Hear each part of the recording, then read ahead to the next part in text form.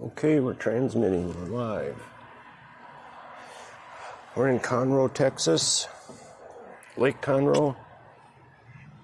We're on the 26M MacGregor. We're going fishing. We're going to do a little jib sailing.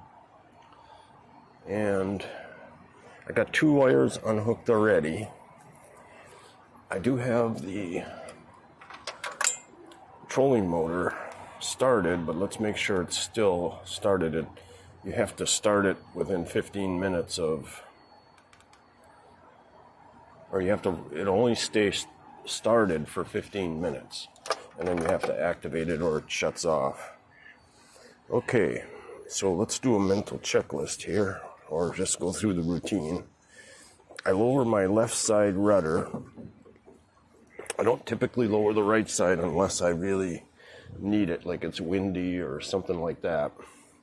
Motor's down, motor's connected to the steering. Now let's drop the dagger board. Well, that's power's in the way, but we gotta unhook that anyway.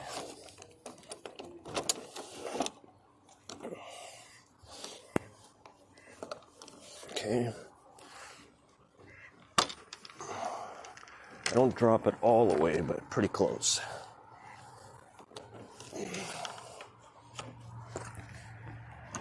Okay, that's done. Now we can put the power on the dock.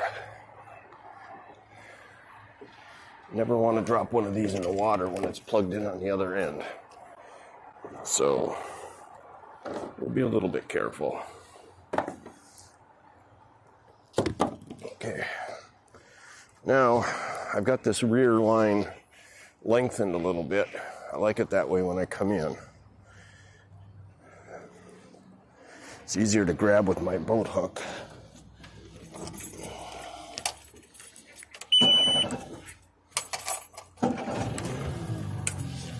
Okay, let that warm up just a speck. And there we go. Should come back in now. Come on, come on.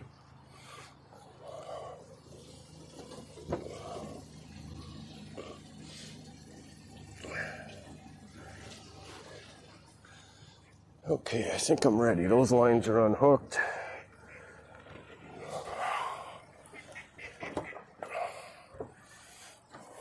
Pull this guy in a little bit.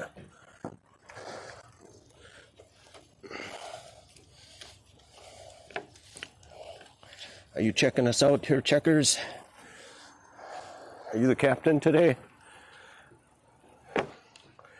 Okay, now we'll get this. I don't like that hanging out there. Watch out.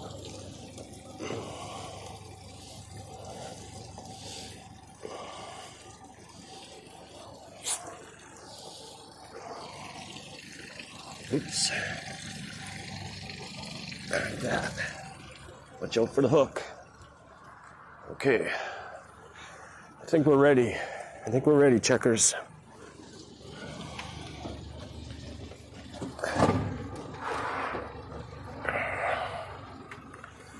Okay. No wind today. This is a Freedom Boat Club boats over to my left, to my port side, and there's some more out forward.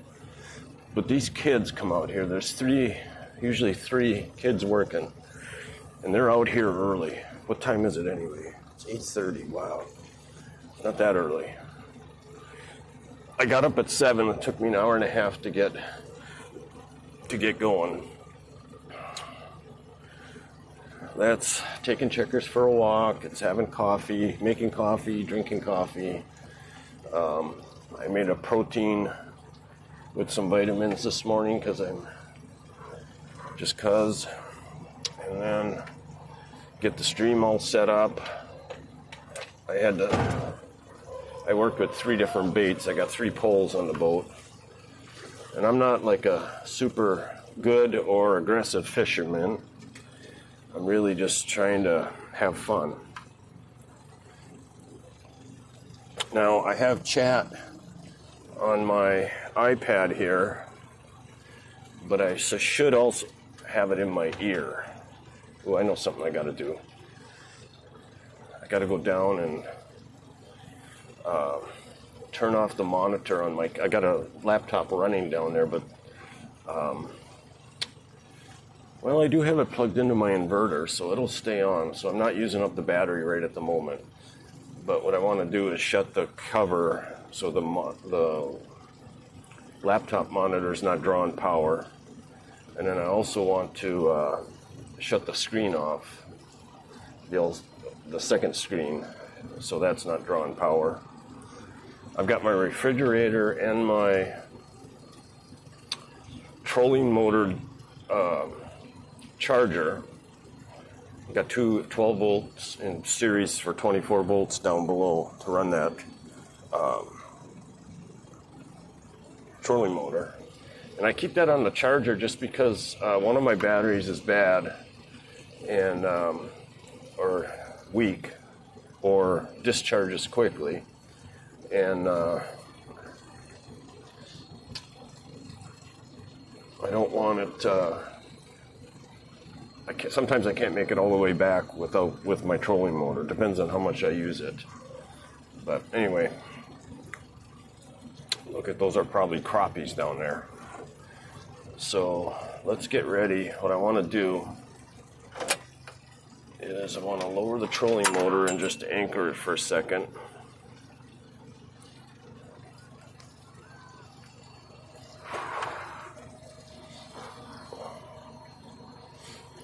So I can go down and finish that computer. Okay, I'm going to get a different combo screen on my chart plotter here. So I've got a traditional down view and I've got a side view right now on the chart plotter that you can't see. And then on the other one I've got live scope, which is pointed backwards. And I typically turn it so that I can see the ball of my trolling rig. Okay, so we're locked in here. Let me go fix that computer.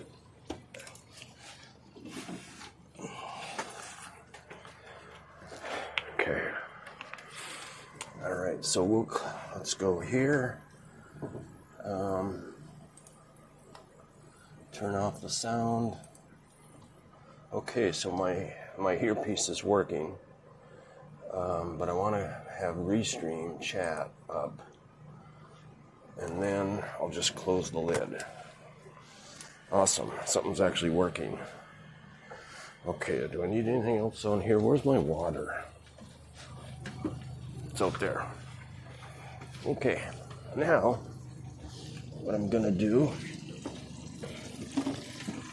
for catfish, I'm trying something new today. I'm just gonna drop this down.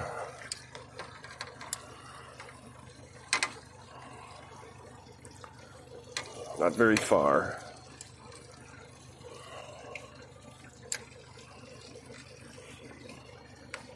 For now. Oh wow, gotta go further than that. Brand new piece of shit pole holder.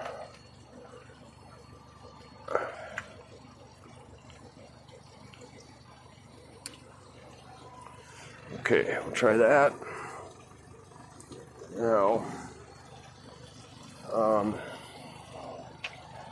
Now we're gonna bring this over here.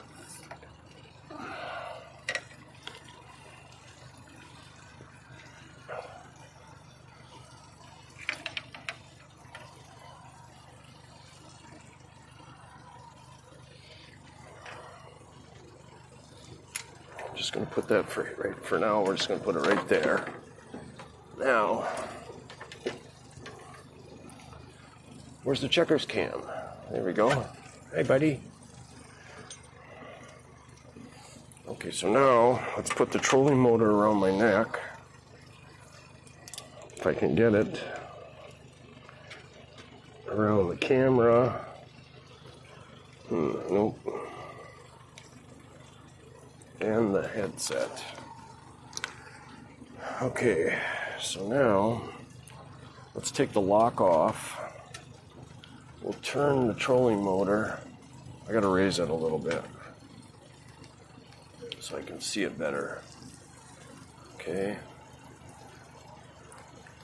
On it about like so. Then we'll start the prop. Bring it up to about a 3. Now this works pretty good if I'm, that's a woman, I think. Huh. That's interesting.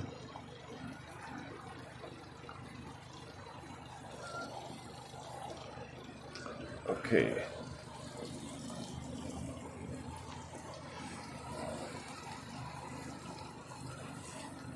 What I want to do is troll along this floating dock.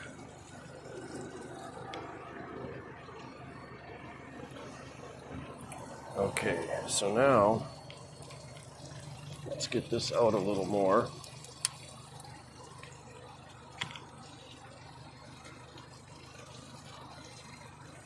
And then we'll bring this in. And then we'll clip on our, I don't know what this thing is called, a tether, maybe? Okay. Where am I going?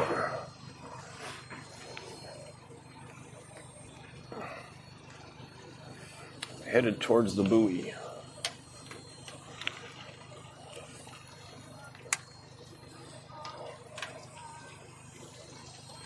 I don't have my spot lock set up and routes and stuff, so I'm a little bit compromised when it comes to running this trolling motor. Okay, so now we got that down about, not very far. Gotta go a little further. Okay, so now let's turn the live scope until we can see the ball.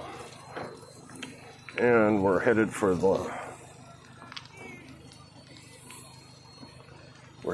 buoy.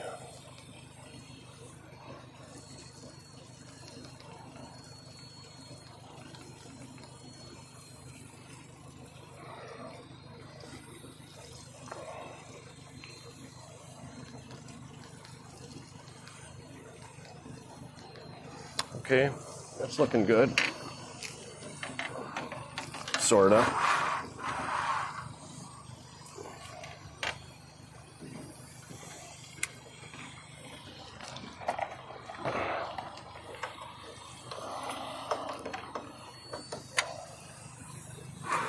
Okay, so now let's lower this down to about 8 feet. I usually try to stay 8 to 10 above the water, or the shore, the ground, the bottom. Okay, let's switch to this view. Right there. What was that? Oh, my camera quit already, you motherfucker. Jesus Christ. Okay, we'll go with that view. Why does that keep happening?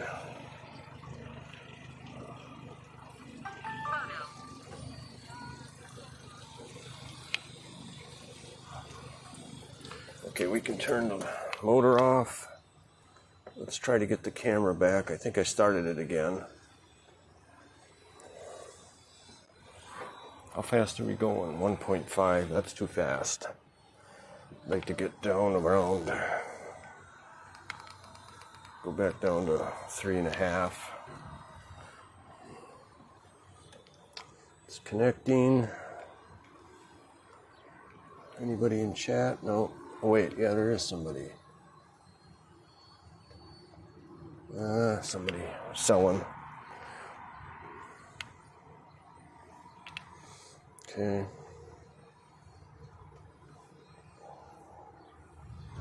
All right. Let's crank it a little bit to the right. Okay. I don't know how this guy's doing over here. He's probably not deep enough.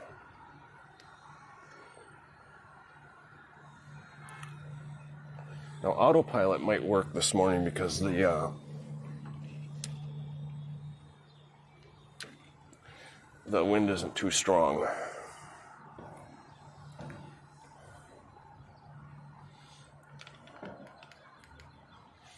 Okay. Oh, Checkers, I forgot your life jacket.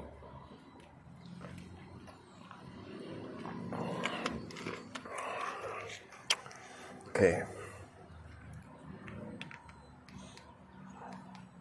I'll get it as soon as I go to autopilot, which will be right after we get done trolling this dock. Now, I really should be closer to it, but I'm just a rookie, you know. Looks like I need to be down lower, too.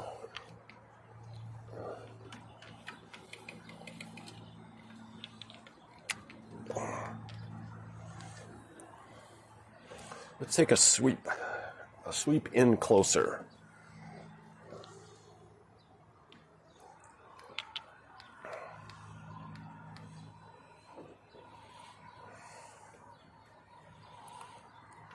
Okay, there's a big fish on its way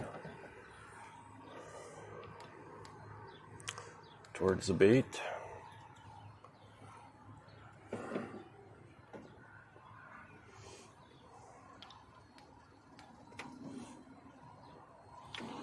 All right, so these are all liveaboards out here.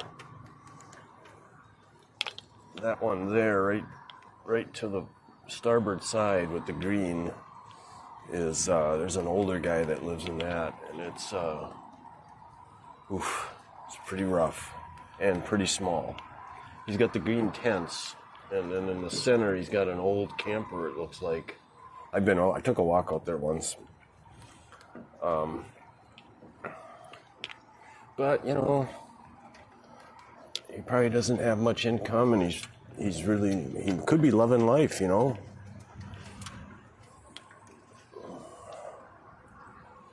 I don't know how my camera is. I'm going to raise it just a hair.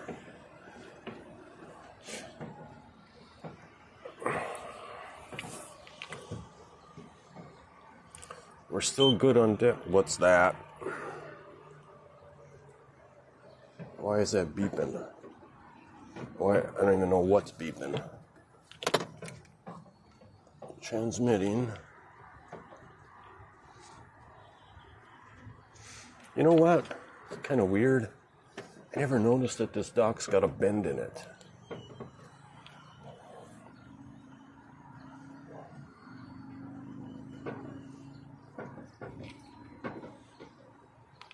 How fast we go on? 0.58. That's good. That's real good. Now, how straight down is that line? That line's going pretty straight down. I wish I could see that, where that line was.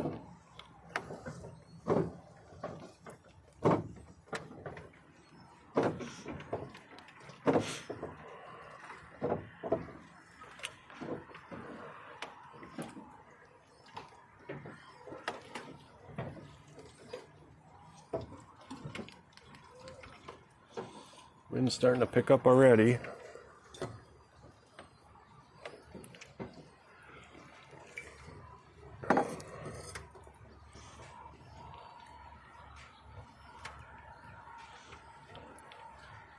It's a beautiful morning.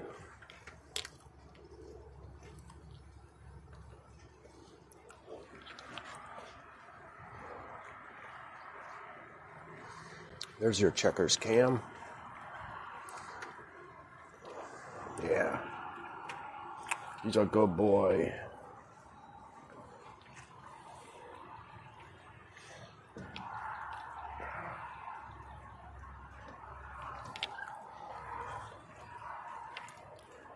So if I catch a fish, see my line is going straight down now. It's going down to the weight, 5-pound weight, and it's clipped with that green clip.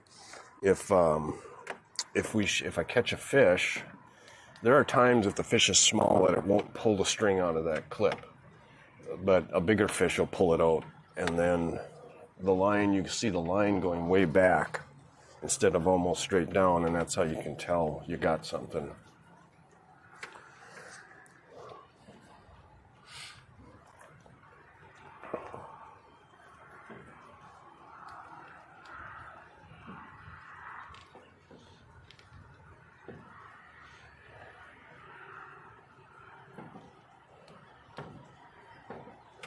This is pretty cool. Now, at half a mile an hour, let me try, my traditional scope doesn't show up very good. It's like a whole bunch of straight lines as if you were stopped. So I'm going to go home.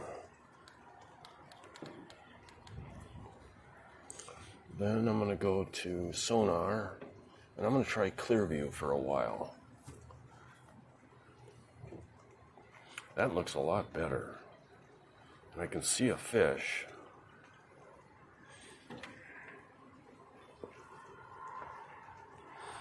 Depth is good. Nobody's in chat.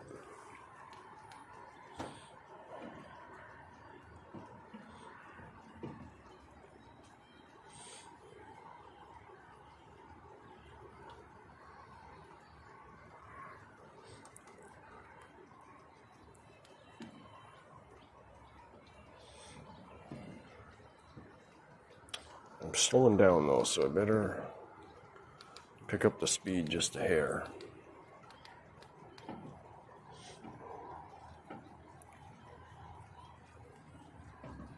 Big bunch of bait fish at the bottom.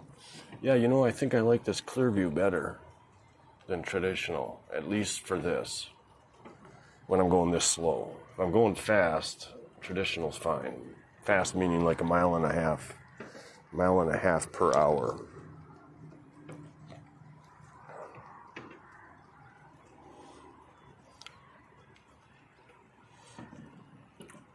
Now I'm going 0.57.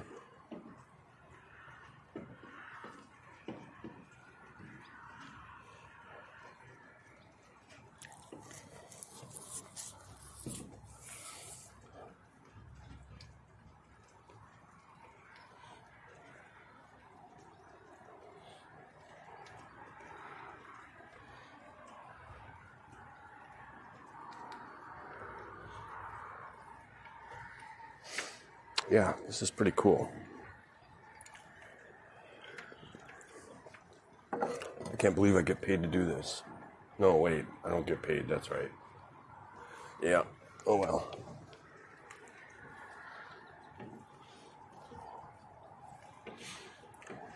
But I'm having a hell of a lot more fun than the guys who are getting paid, that's for sure.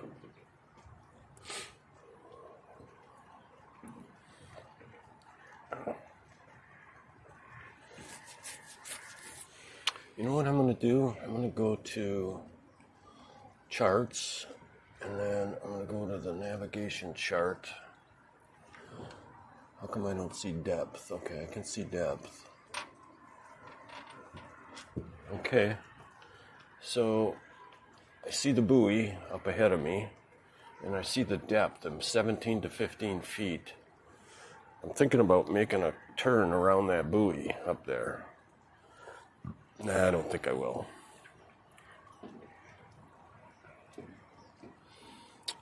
Okay, so I'm 6 foot off the bottom. We could probably go a little more. Let's go down 2 feet. Right there.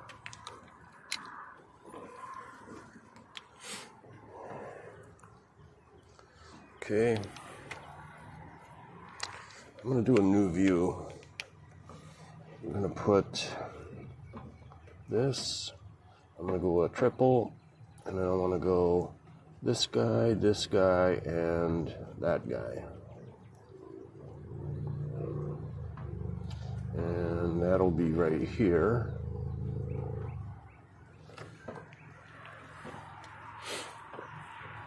going 0.92.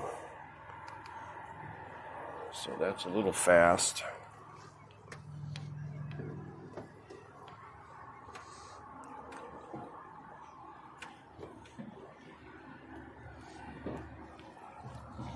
Now you'd think I would catch something, wouldn't you?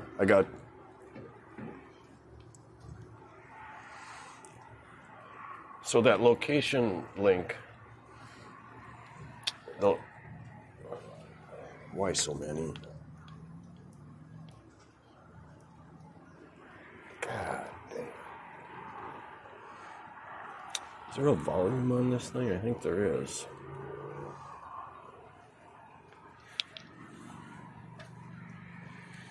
Okay, so I'm headed.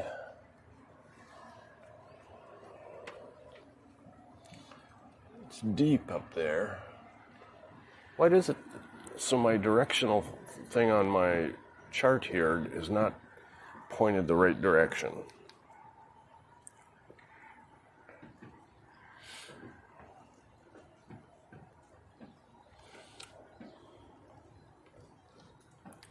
Okay, so I'm going to start turning. I'm not going around the inside of those buoys. I'm going to stay on the outside of them. Now the wind is going to catch my nose here soon.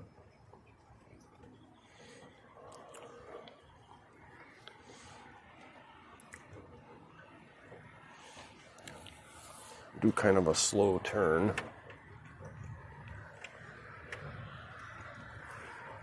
I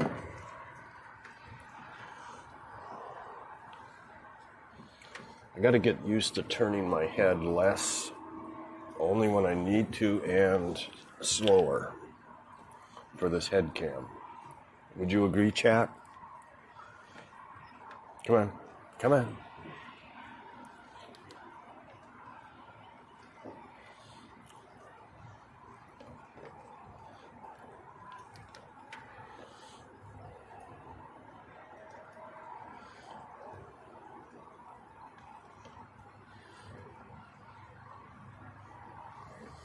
I wish I could see how far that hook is down.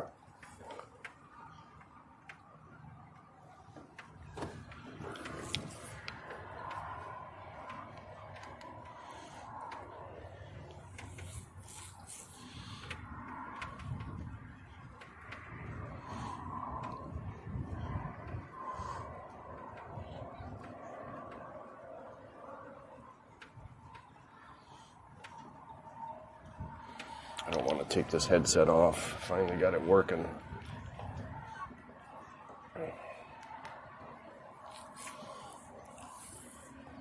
Depth is good.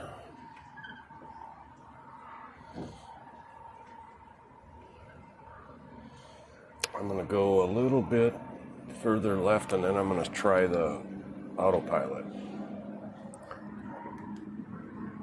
There goes he's a guide. He's got 4 or 5 people in there. I've seen him. I talked to him the other day up by the Starbucks where he parks his boat, and he gave me a few tips on trolling. But I've also seen him come in twice now after fishing with a group out there on a, like a charter guide, and oh my God. I counted 18 big fish, and they look like they're striped bass. One time.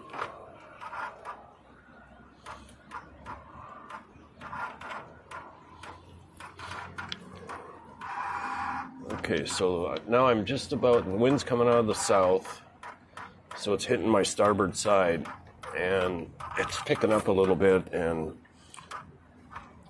sometimes my autopilot can't keep up.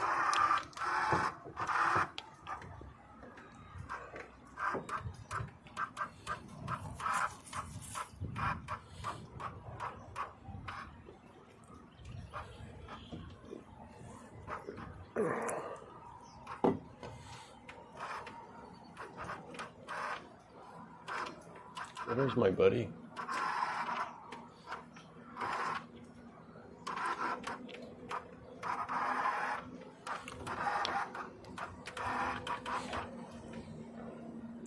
That's Ed.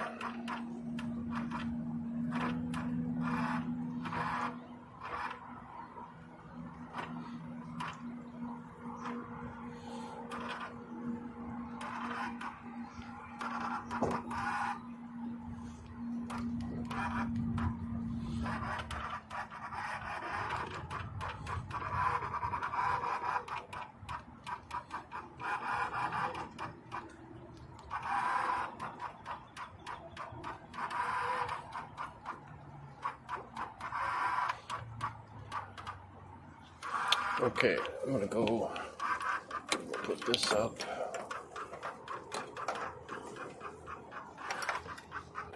Ooh, smack dab in the camera. Hit the camera again. Are you kidding me? How can this get so tangled up? That hasn't happened before.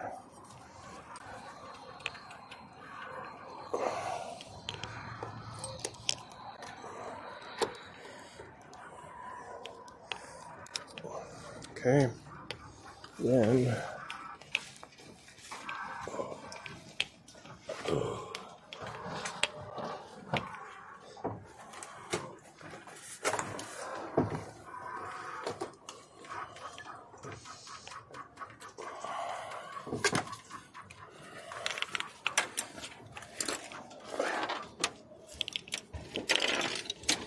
sorry, little buddy, we gotta put this on you.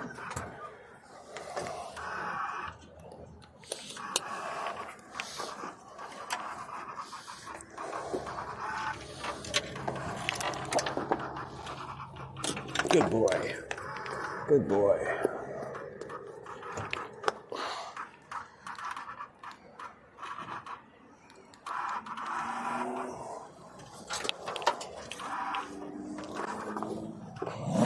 Hey, hey, hey. No. Checkers. No. Wow. What's up with that?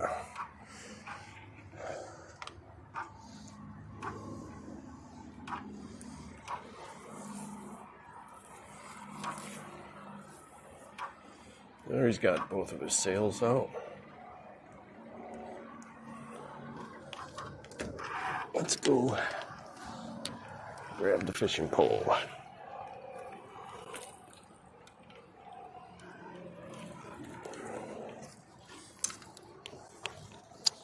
Wait.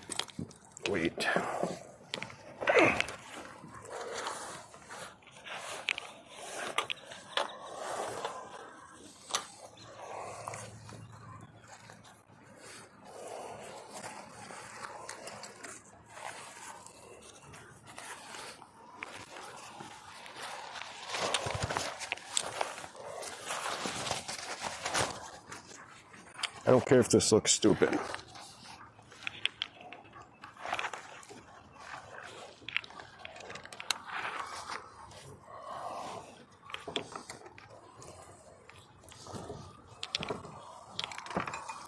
So I got the trolling motor going. I've got the autopilot on.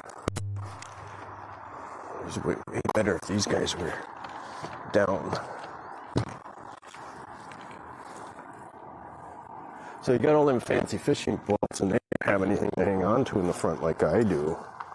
You know what I mean?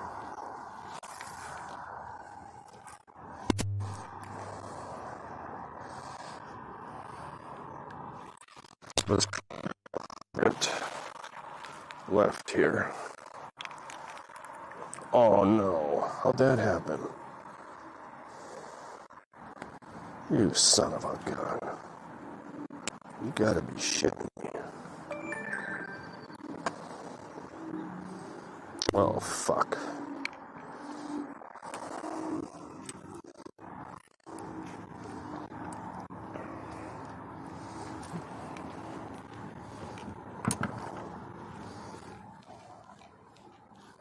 Well, that's toast.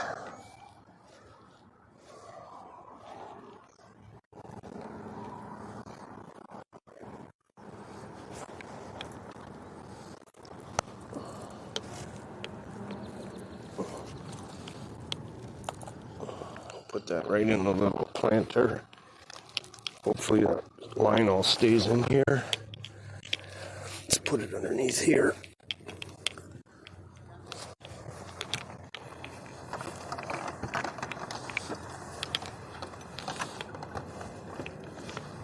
You gotta be fucking kidding me.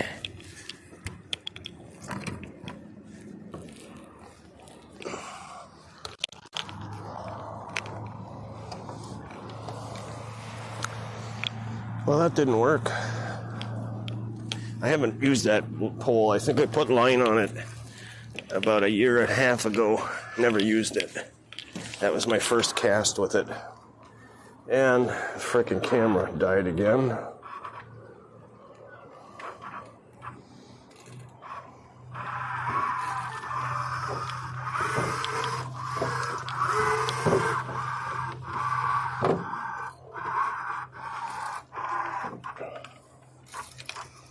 Could be that I got too far away. Come on, checkers.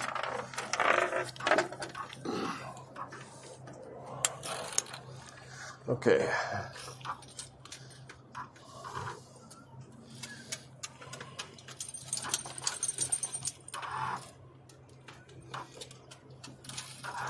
All right, so let's check our lines here. And, ooh, over here we got a fish or a snag. Probably a frickin' snag. God damn.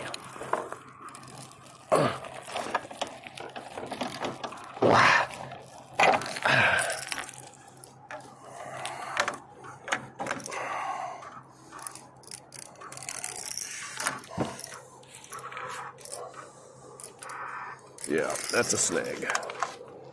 Son of a gun.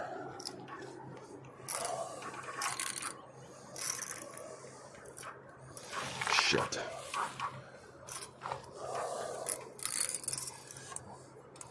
And where is my knife? God damn.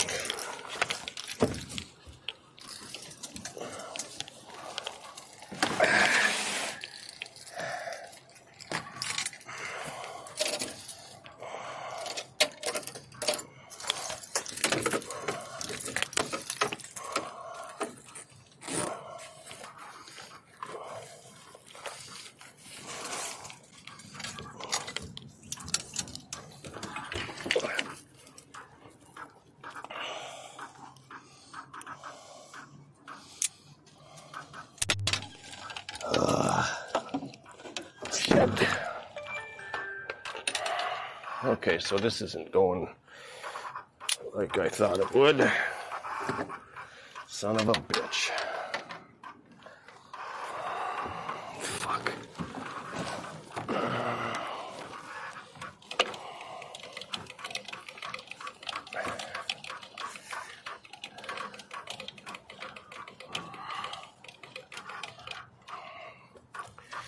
Okay.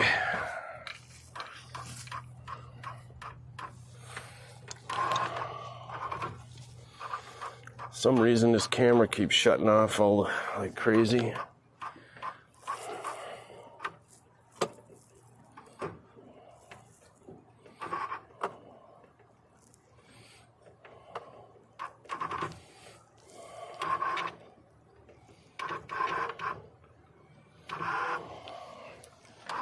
Oh.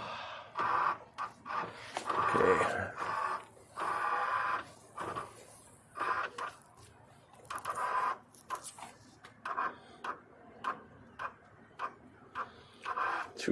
Two lines lost.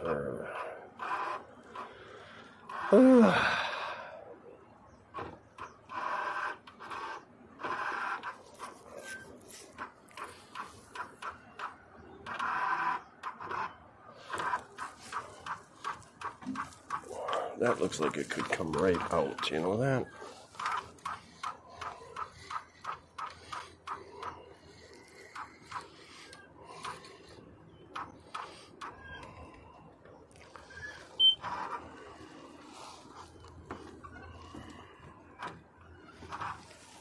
Okay, so what I'm going to do is take this big ass weight off.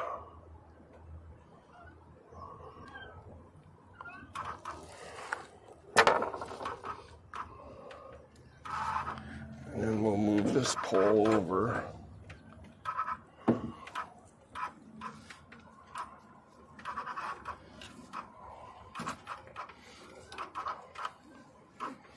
Going ass backwards.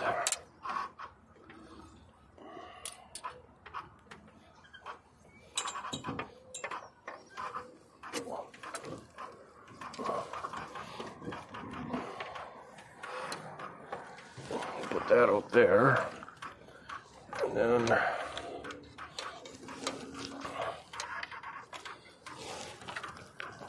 take this over here.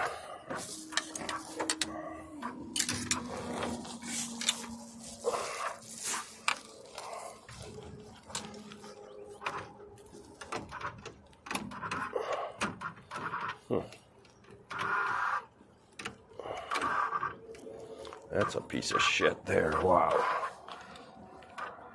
Okay. All right, so let's try again.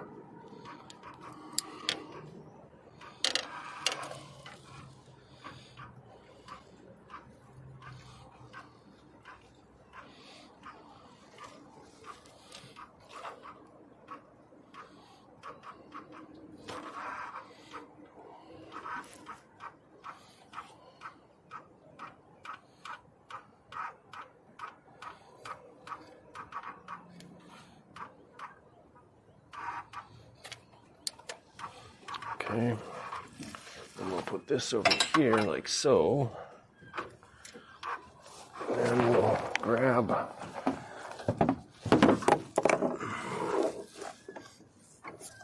the clip, and we'll put the clip on the string, on the line, like that. Then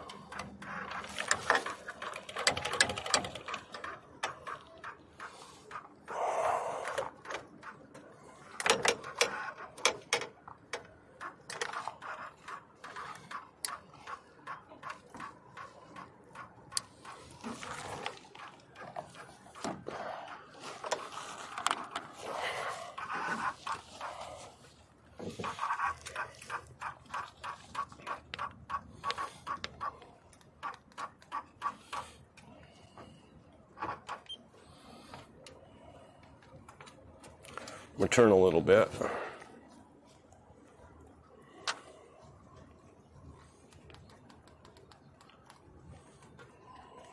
And hit auto again.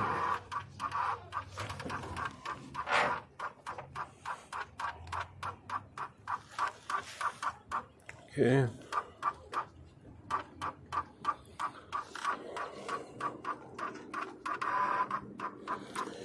Now I'm going to take this frickin' camera off here. See if I can see why it's shutting off.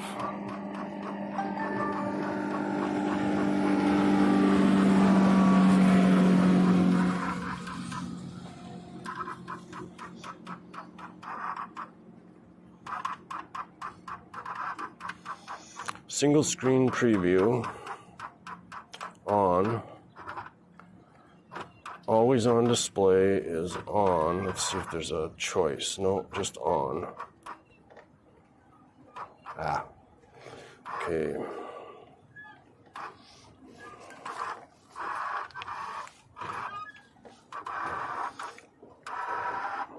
Screen off when recording. Can I get that to never? Let's go to never. Okay. Instead of 1 minute.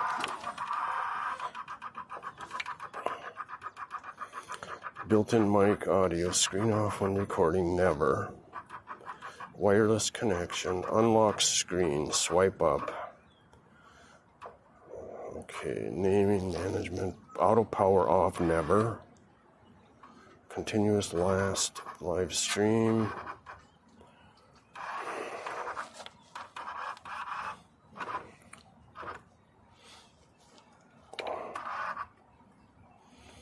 Okay.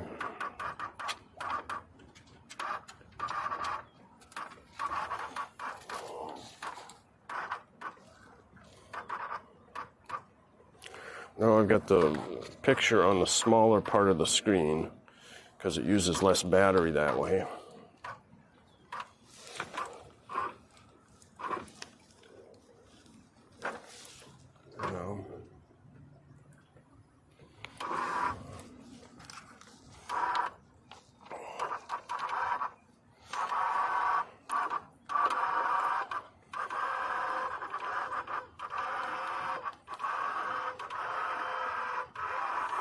Okay, I'm gonna hand steer for a while.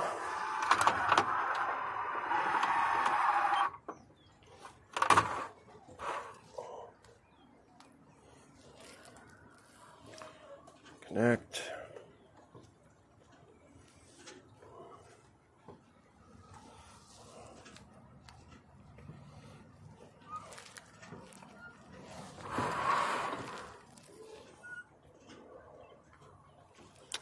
Okay.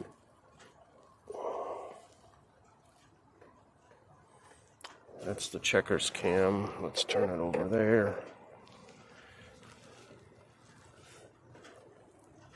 Okay. All right.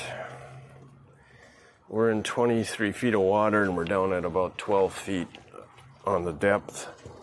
And changing depth with this pole is way harder than the other one.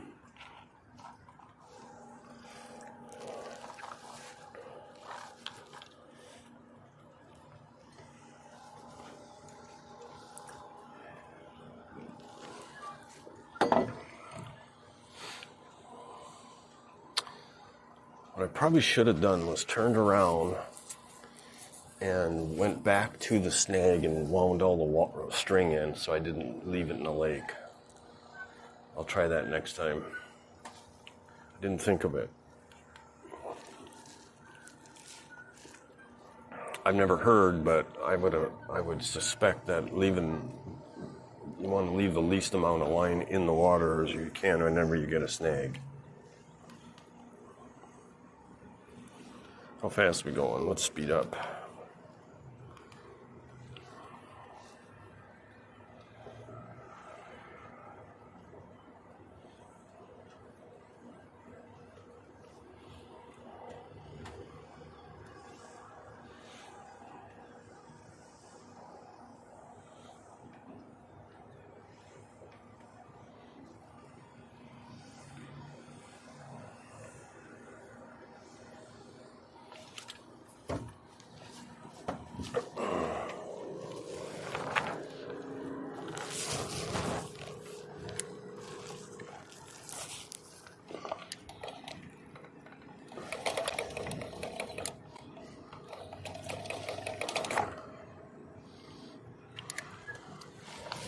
Where are we at? Oh, that's too much.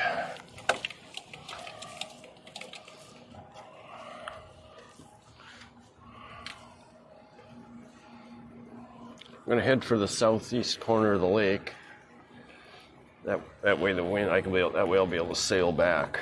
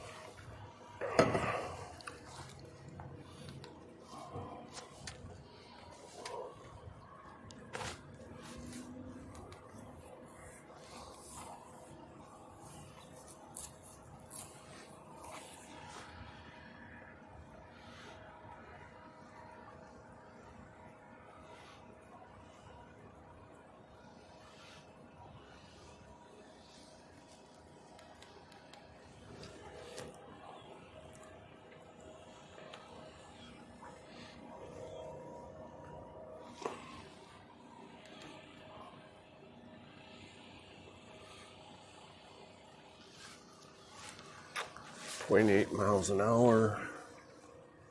Nobody in chat.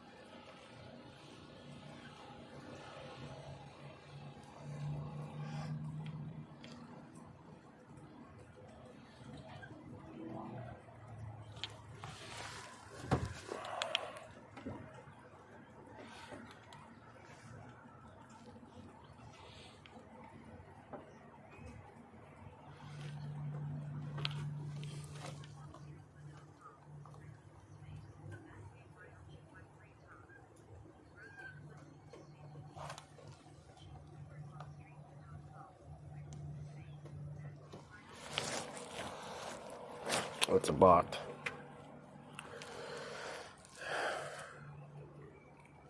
Now I get 2 or 3 of those a day, and I don't see other streamers getting it. So there must be a way to eliminate that. Moderator, I guess, would be one way. But I could use an automatic way.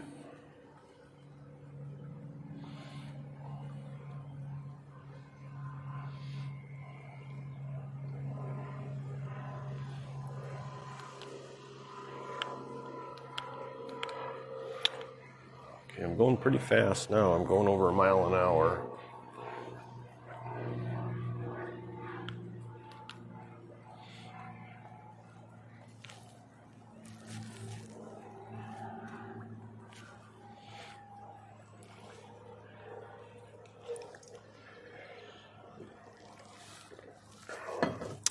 So I got the snag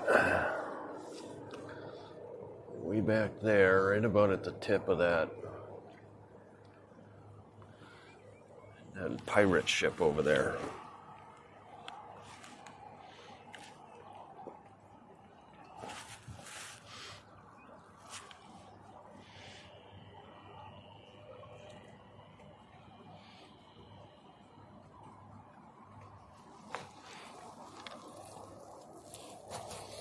This is where I'm going to put my fish cleaning station. I got a piece of plexiglass that's going to go up like that. And I'm going to have it hinged down here. I'm going to do that today. And then I'm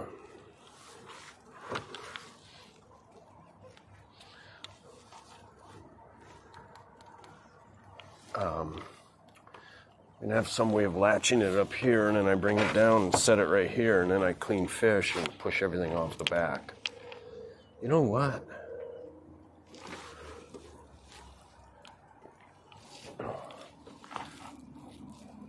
If I had it hinged here, and then had it go like that, no, that won't work.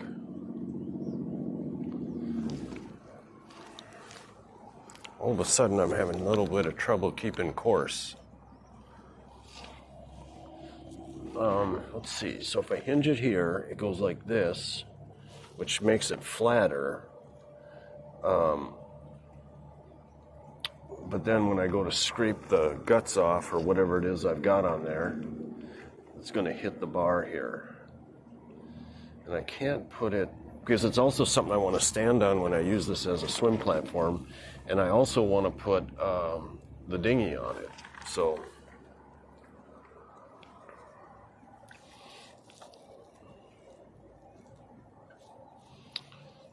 let's see. If I made it so that it didn't come down to this bar right here. Can you see that in the camera? I'm going to turn this down a hair.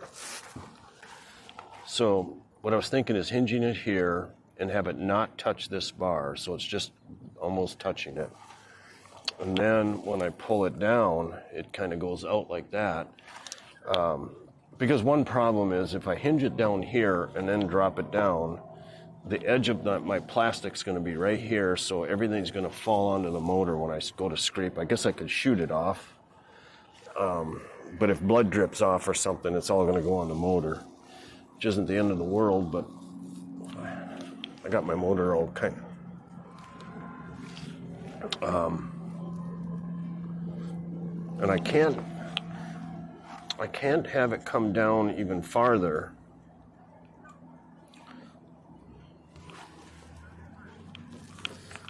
Why does that repeat over and over and over again?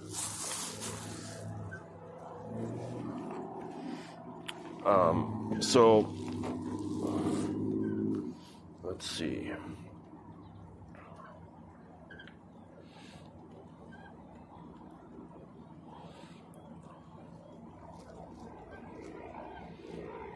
I don't think that'll be that bad. For one thing, it's going to come all the way back to about here. So when I'm using this thing, I'm going to lower it anyway. So the stuff will more or less miss the motor. Probably not quite, but close.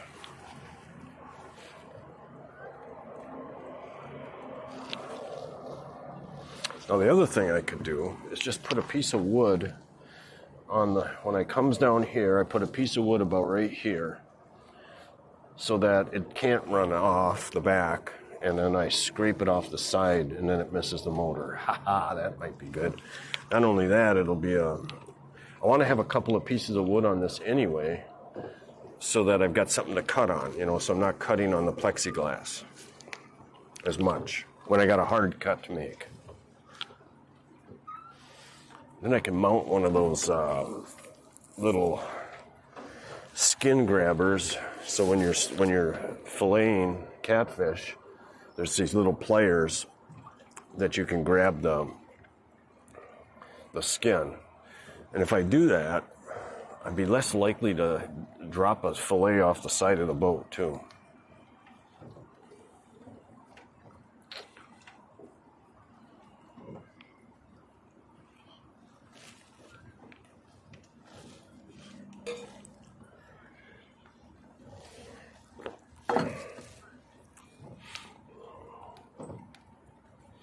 So the reason that's happening is Restream, I've got it as a comment in Restream. So Restream posts it, and then it goes to, I gotta get my trolling motor going the right way. Then it goes to Kick, YouTube, and Twitch. So, and it becomes a chat on each one of those. So then it comes back to Restream. It's like it's bouncing back again a second time. That's why there's a 5 or 10 second delay in it. So you basically get it repeated more times than you want, twice. Okay, I'm gonna have to get some sunglasses on here. This is getting... Oh, I got a lot of shit up here on my head.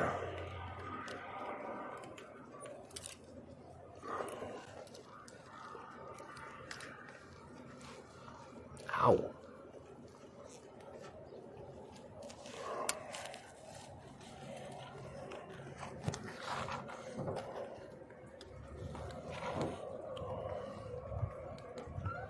Wind's picking up.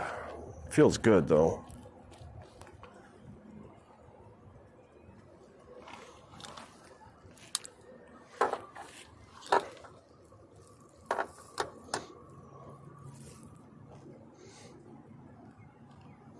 Let's do that one for a while. So we got the checkers cam, the Rob cam, and the head cam.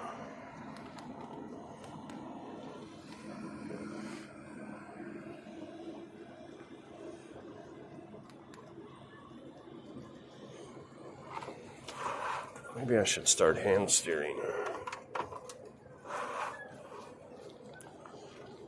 I'll keep the motor. I won't turn that trolling motor anymore.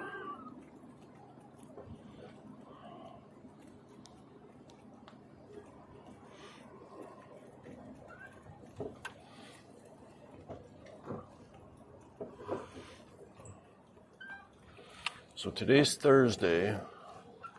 You know what I need to do? I need to know. I got to bring the VW Bug in tomorrow for $1,500 worth of stuff. And I had the appointment at 1 and just for fixing a door. And then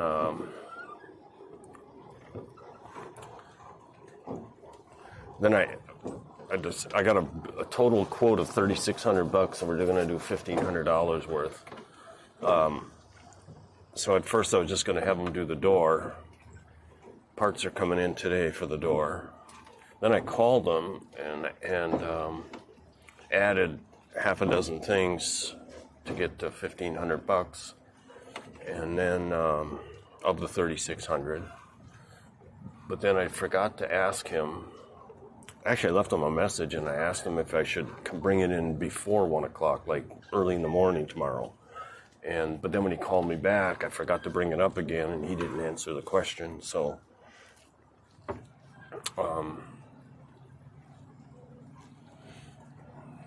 I'll have to contact him today and see if I need to come in earlier.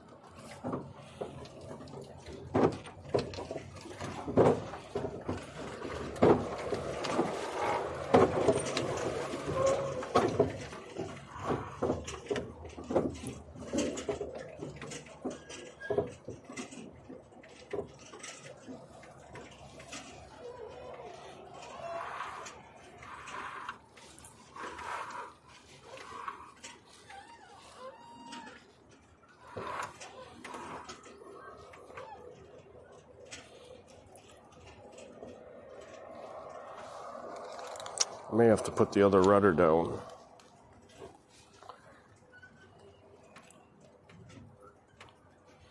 We're not steering quite as good as I would like.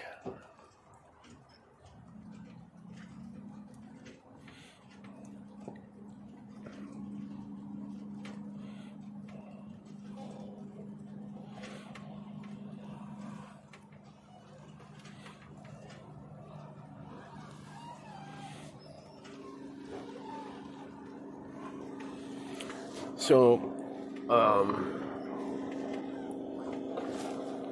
it's amazing, this lake, according to Grok, there's about 5,000 boats on it, or might have been 4,000, and then I added 1,000 for trailered in boats.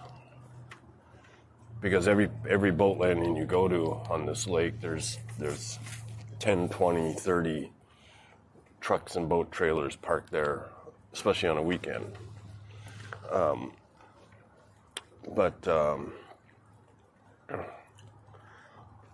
Man, there is some beautiful houses on this lake. A lot of money in this area. A lot of people live here on Lake Conroe and work down in Houston or the Woodlands.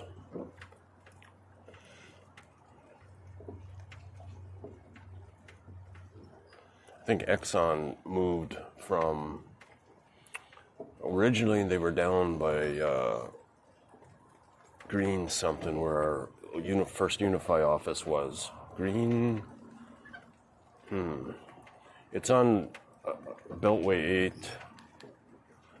about where Beltway 8 and Hardy Toll Road meet. not Greenville. It's not a very nice area, but anyway, that's where Exxon used to be. And then they moved to the Woodlands, which is a much more desirable place to live.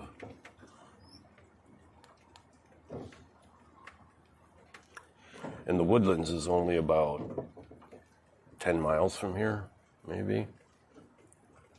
I wonder what percentage of people on this lake have a cottage versus a full-time, year-round home.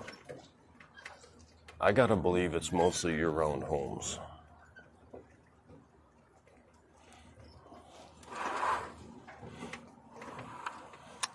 I'm gonna go out a little bit because I'm gonna get a little bit too close to shore up here.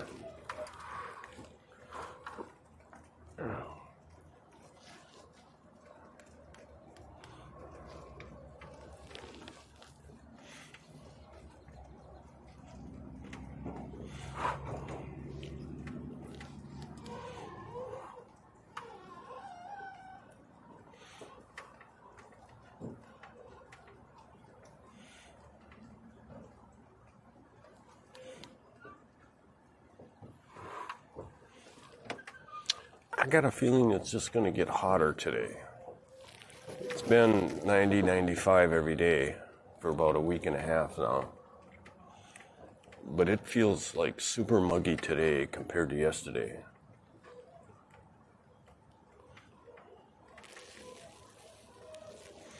So I might have fixed my camera. My head camera. It's not shutting off anymore.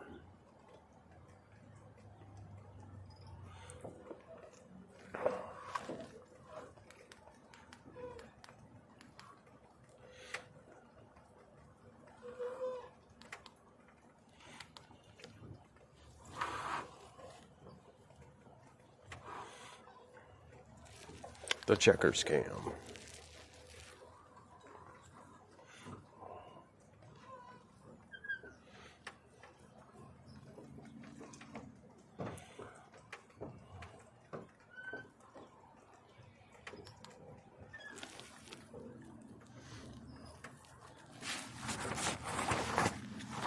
Wish these things had pockets in them.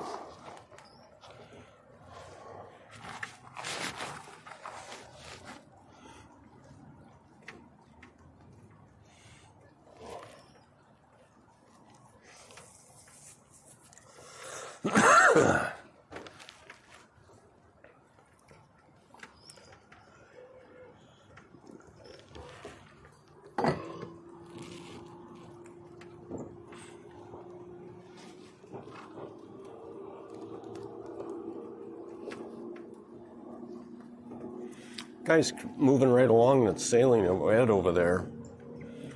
I mean, he's probably going 5-6 knots, I'll bet.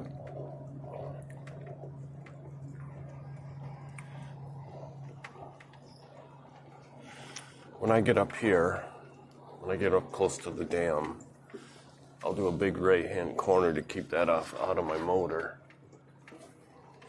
And then a big fish over there looking at my lure right now, I think.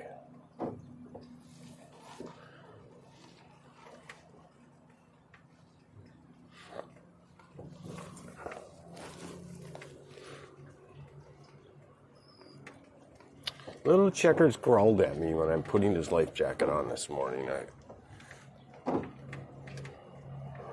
That's not good.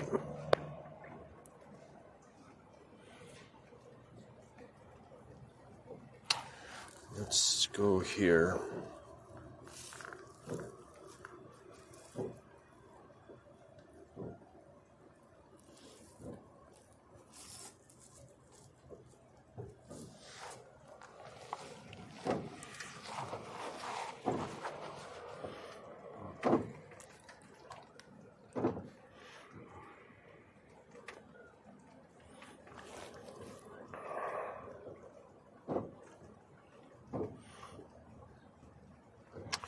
Now, normally I change the depth on my trolling downrigger frequently, but it's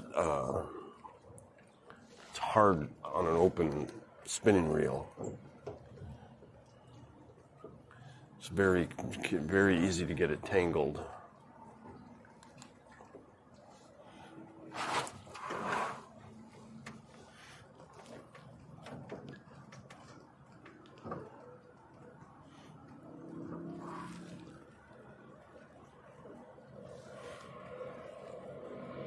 Bunch of fish back by my lure.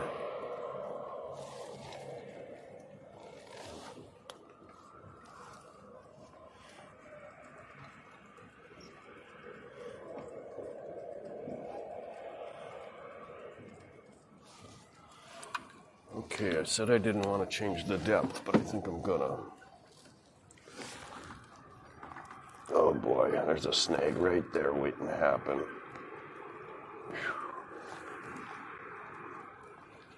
Wow.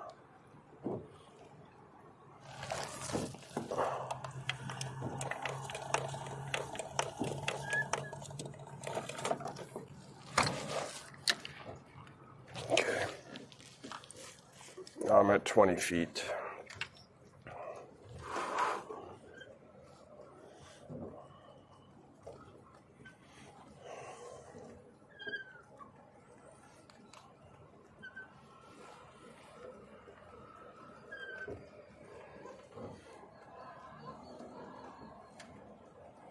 And 30 feet of water.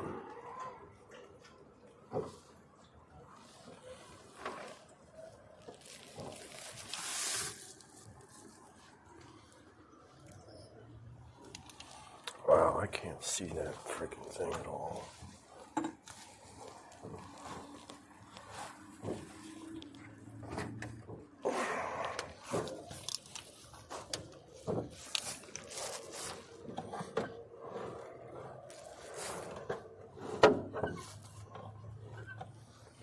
There we go. That's better.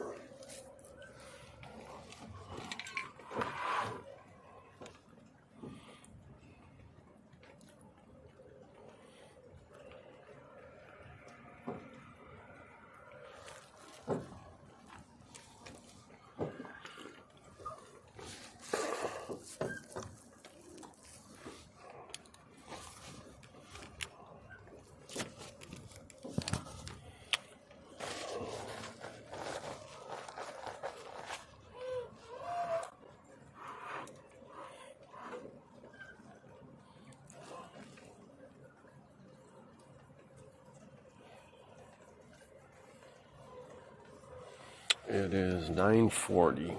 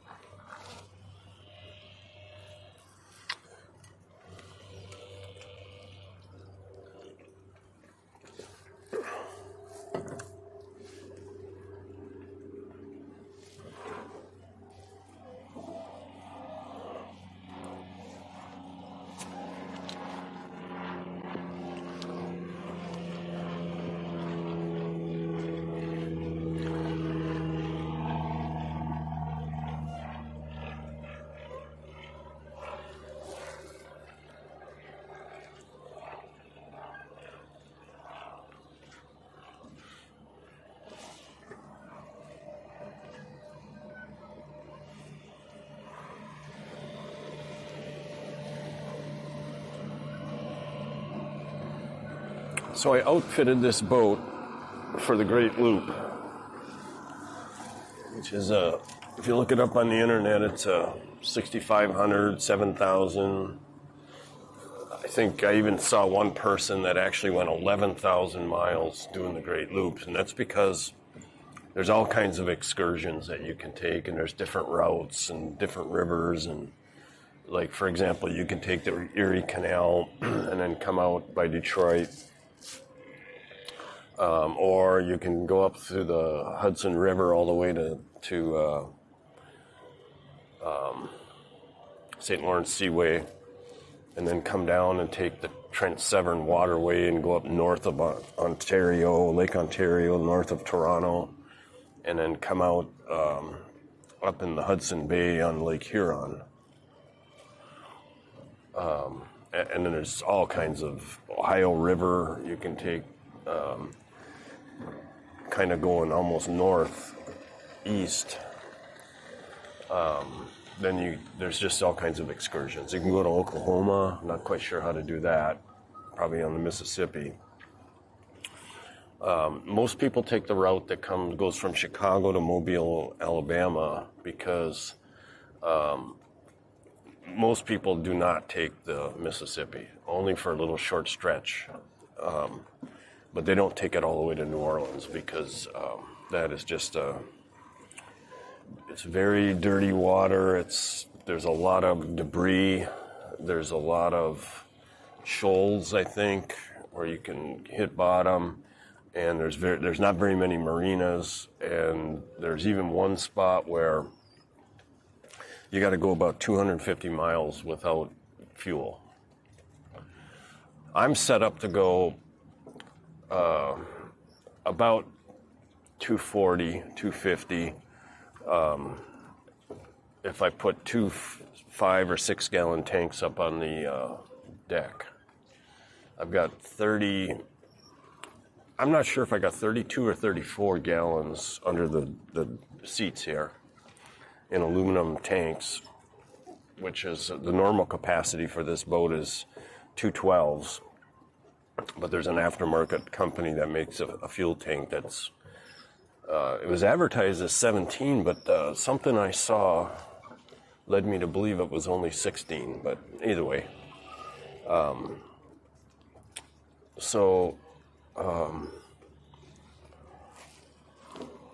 I've done a lot to this boat for that trip.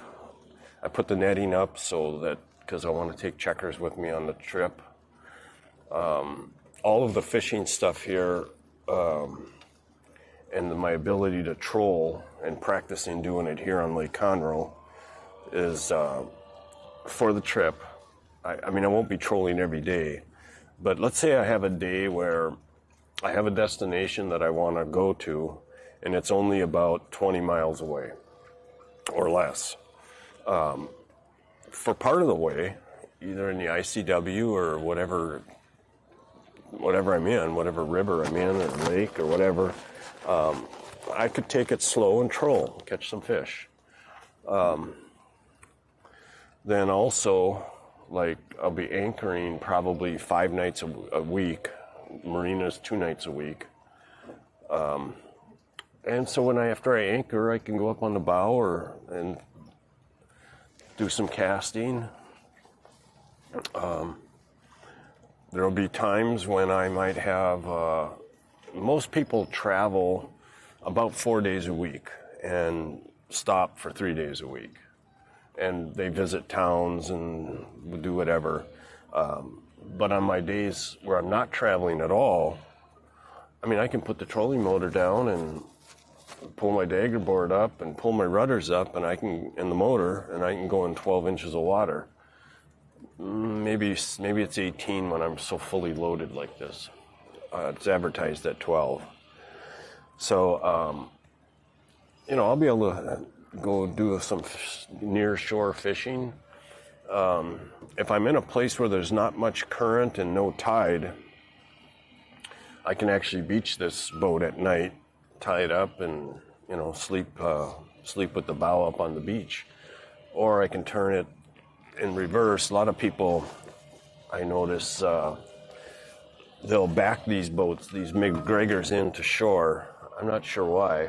We're getting fish, I think. Yep. Ooh, this could be a big one.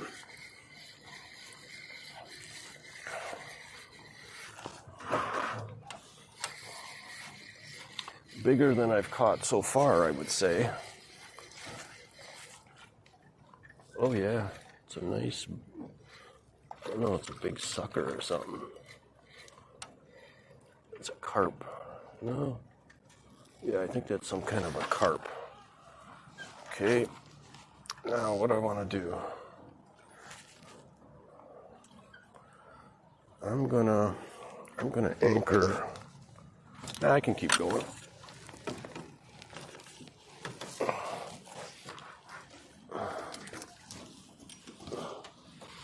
Okay, watch out, checkers. What is that thing? Huh, I don't know what that is.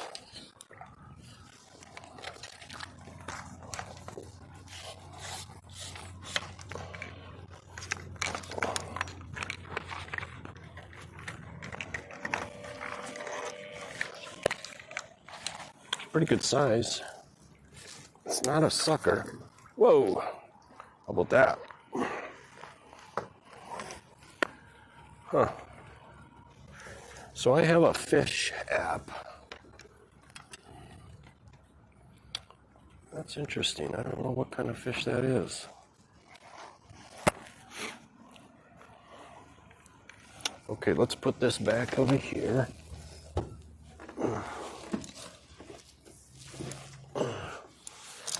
And let's turn the boat. Okay. And then we're going to bring this up.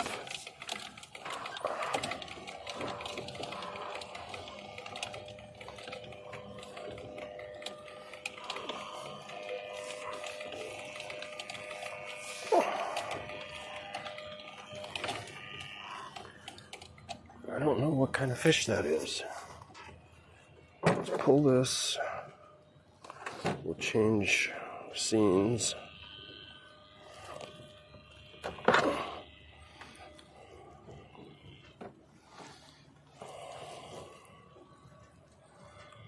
Okay. All right. Now, I have some kind of a fish app, I think.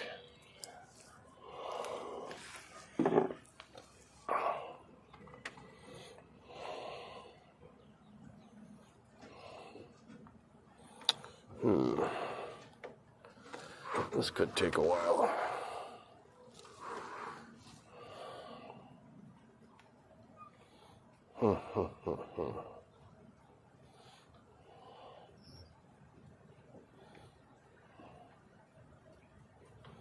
Come on, come on, come on.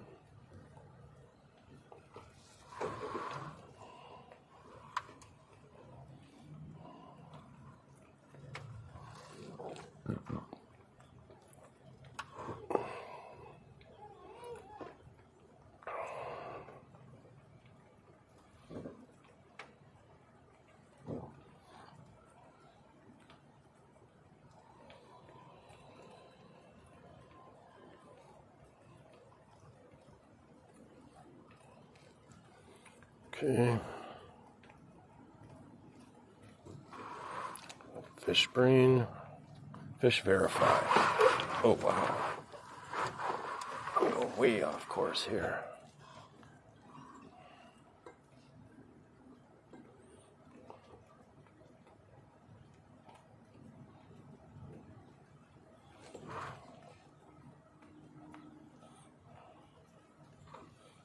Identify. All right.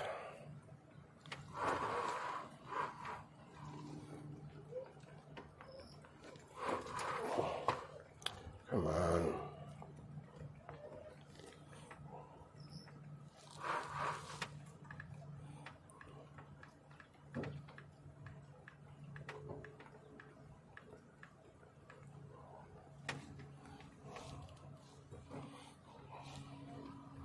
Okay. Oh, $29 a fucking year. No. Month.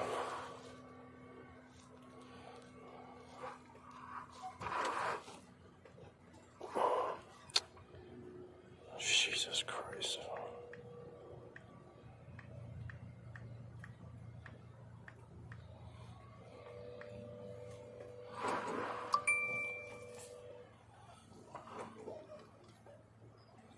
Come on.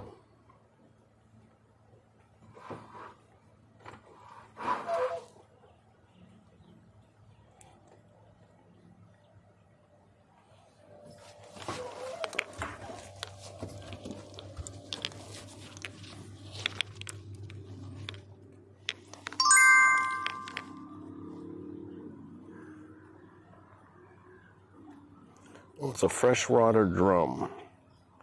Let's go regulations. Mag limit none, minimum size none, maximum size none. Okay, so it's a freshwater drum. Good job, Rob.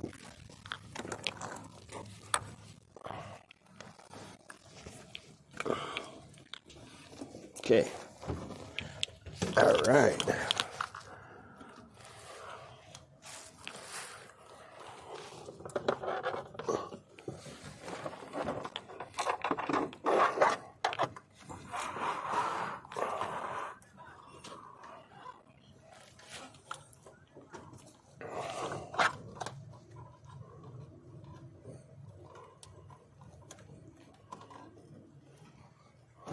Come on.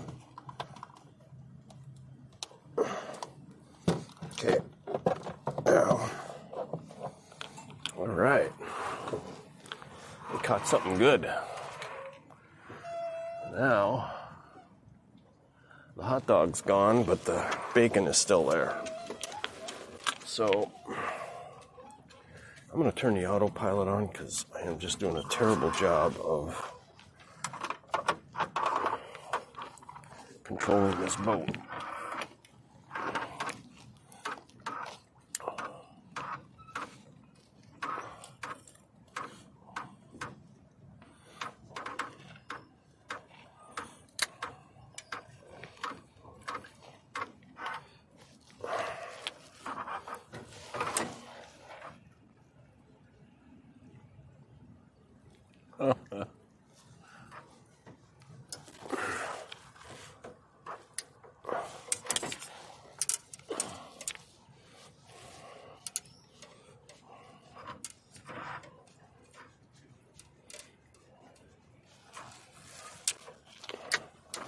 Okay, now we'll grab this guy.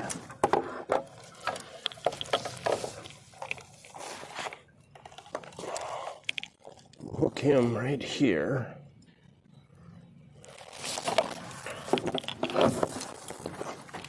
And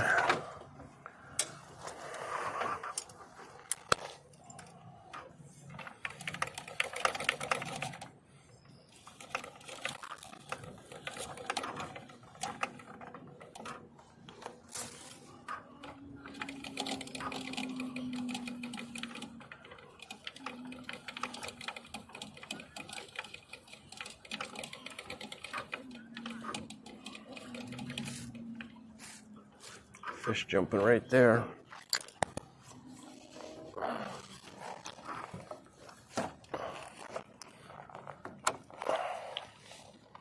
Okay.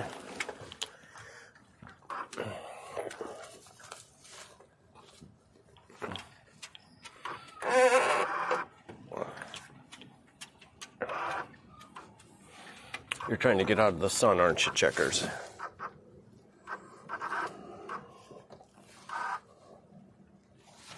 Okay, we got to bring this camera down. Start it over again, probably.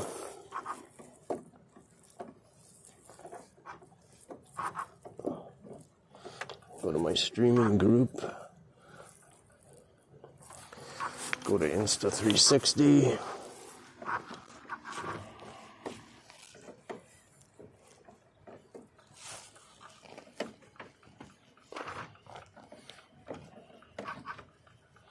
Yeah, this guy turns off.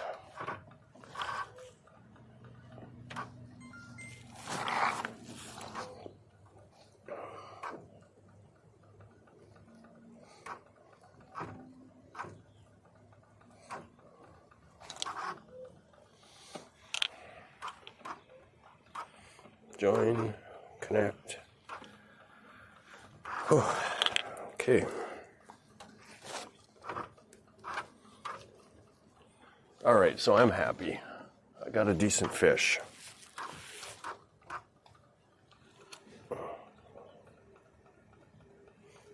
What's wrong with this now?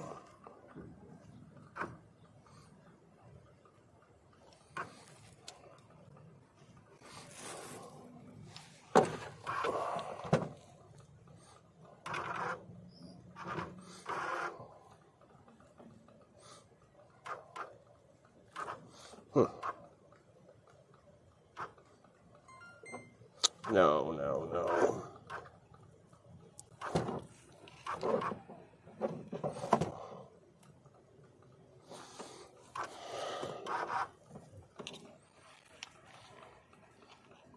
It's definitely getting hotter today. Where's Ed? Oh, he's over there. Come on. Fuck.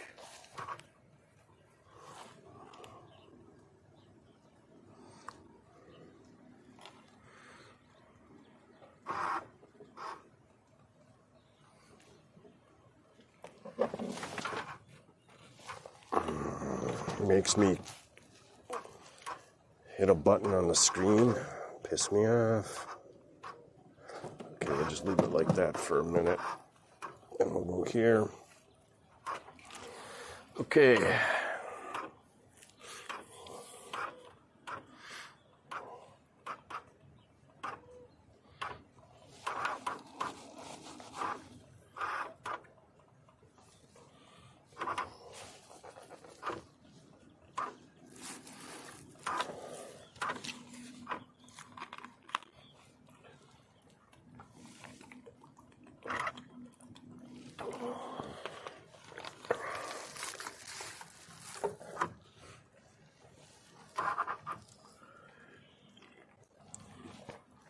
So I was talking about the Great Loop. So there are some sailboats that do it, but they only sail maybe 20% of the time max. You can sail Lake Champlain, you can sail the Great Lakes, you can sail Lake Okeechobee maybe. You could sail... there's some lakes that you go through when you're going from Chicago down to Mobile on the Tenn-Tom River, and there's a few backwaters and lakes that you go through. But the other thing I can do, and some friends of mine that I was actually supposed to go on the loop with last year, I ended up with a motor problem and I couldn't leave. But they took their sailboat. And their sailboat was like a 36-foot sailboat with a heavy keel. I think they had almost 5 feet of draft. So there were some places they couldn't go. But the one thing they did do was when they got to Mobile and they had to take the ICW back to Houston, they ended up with wind out of the east all the way. And they made fantastic time. They did it in about 8 days, and I had it planned for 20. Now, they were at the end of their loop, and I think they were getting a little tired of it. They wanted to get home, so they were beelining it. So they were motor sailing. They had their jib sail out and running their motor at the same time.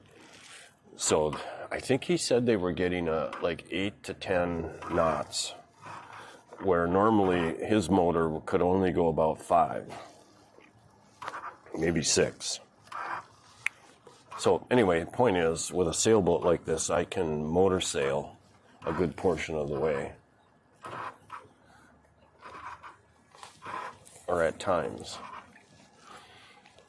So my sweet spot for fuel mileage is maybe 8 or 9 miles to the gallon at 5 miles an hour, up to probably 6 miles to the gallon at about 8 miles an hour.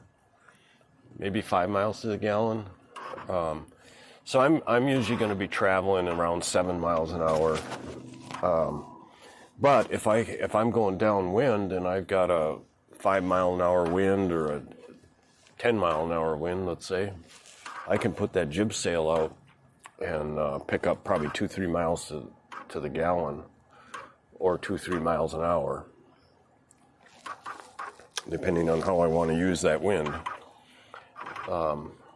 So it'll be fun. It's not perfect. This boat is not the greatest sailboat in the world, and it's not the best motorboat in the world. I got a 60 horse Mercury Bigfoot, which is like a high torque. The Bigfoot means it's got the lower end of like a 90 horse Mercury. So it's got a bigger heavy duty lower end, and it gets more torque, which is just about perfect because I've got this boat heavily loaded.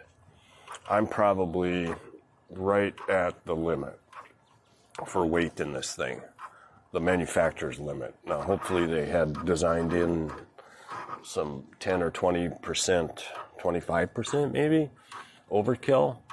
So maybe I'm nowhere near dangerous, but I am near the limit that they listed for this boat. It's a MacGregor 26M, 2008.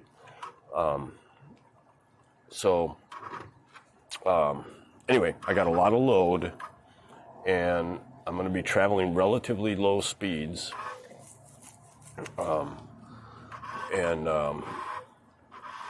So that Bigfoot motor is like perfect for what I'm doing.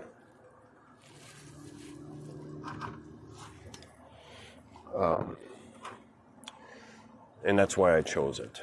And I chose this boat because I want that versatility. I want to be able to sail. I want to be able to fish. I want it to be able to go fast.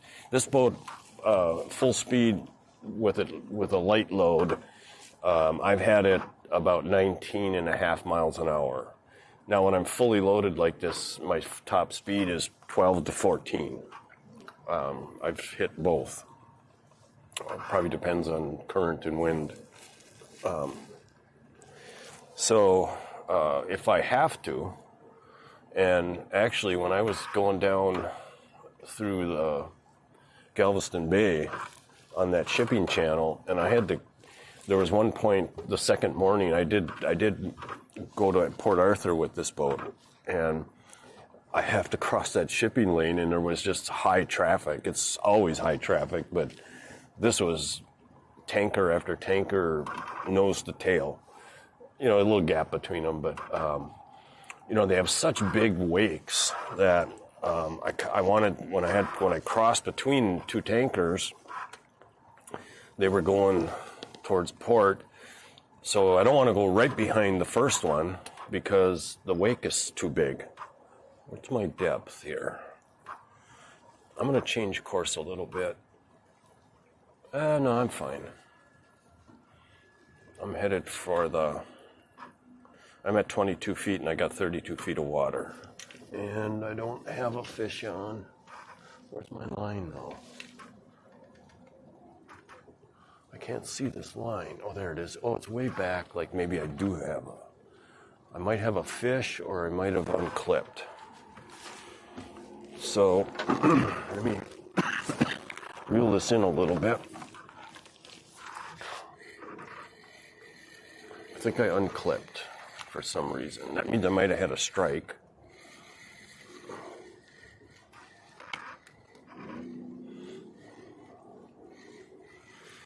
I want to make sure I got bait on. I do.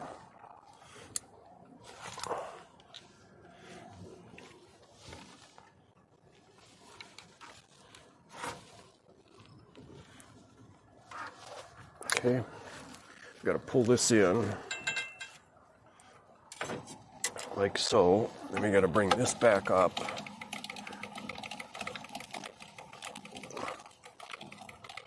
Might have had a strike.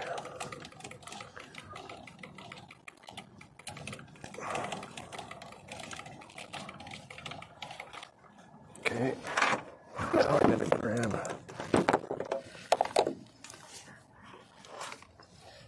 this guy, the clip. Now we're going to bury it in deep this time, like that, because one, I want to catch a big fish, and two, I don't want it falling off again. Okay, there we go. We're at 5 feet. We're at 10 feet. Okay, now the water depth is not as deep here. So we're at about 22, so I'm going to go about 12.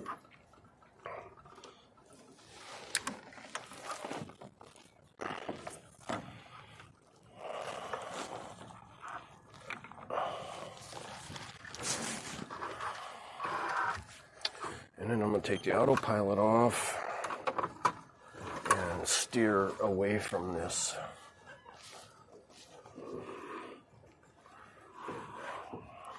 Point over here. Look at the size of those houses. Wow.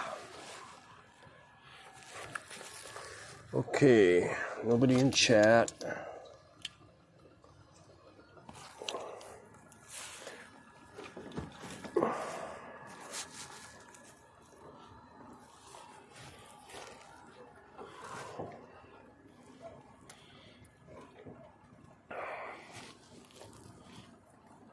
Ed's over there sailing up a storm. Not really. It's a figure of speech, meaning he's doing a lot of sailing. Okay, so now we talked about depth in the boat and how shallow water it can go in, and how we talked about sailing. Fishing. I'm set up now for, well, this rig here is a piece of shit. I don't even know how the heck it's supposed to work. Well, one thing, I got to put some lower nuts on there. That looks a little better, actually. Okay, so I control off of both sides now, one with a downrigger and one without. What's that noise? And then I can go up on the bow and cast. So I'm pretty set up for fishing. I don't know how to fish very well, and I don't have a whole lot of tackle. I haven't been using live bait at all, which is what is best in this lake. So fishing on the loop, this is good practice this summer. And it's almost like I'm doing a loop routine. Every morning I get up, I get rolling. It takes me about an hour, hour and a half to get ready to go. I'm not even doing everything I'd like to do in the morning. Then I'm out here for about 4 hours, maybe 5. And I troll out to a point where I can sail downwind. Then I pull my jib out about a third, half, fully out, depending on the weather, or excuse me, the wind. And then I'll sail somewhere. Either I'll sail north up the lake, or I'll sail west back home. Okay, so I gotta pull this off. This is the boss. Oh, hello. Huh? Good. I'm out having a great time. I caught a freshwater drumfish. Pretty nice. Not a huge one, but a decent one. It's a keeper. I did lose a lure, or like a hook, and some line. I got a snag, and then I have a third pole that I took from home this time. And I went to use it, and the whole reel bird caged, and so that's up in front with about 50 feet of line laying all over my deck up there. I I covered it up with some rope so it wouldn't fall in the water, and left the pole up there, and I'll fix it when I get back to the dock. Not much wind today, but I'm headed east. I'm over by the dam.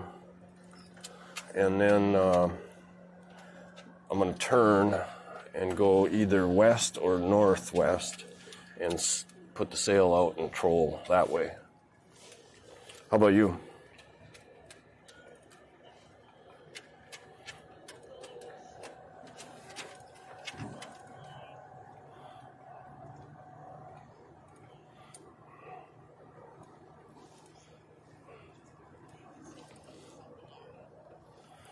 Can you get another one from somebody?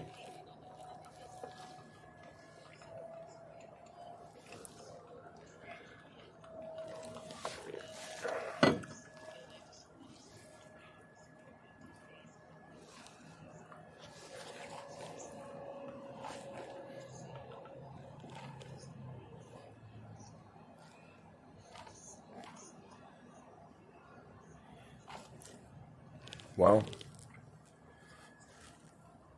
You're what?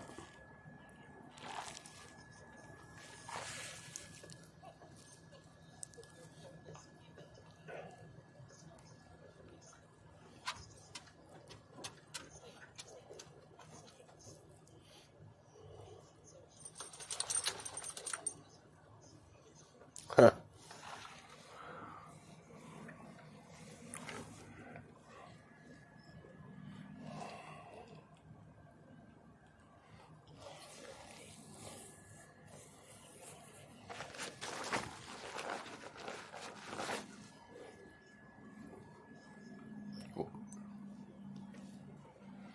Well, yeah, I always look at it as I'm going to feel a lot better working than if I don't work.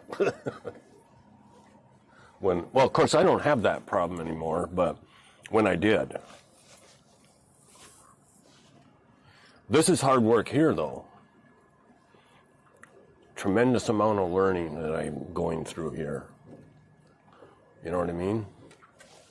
Are you feeling sorry for me? Well, you should either feel sorry for me or laugh.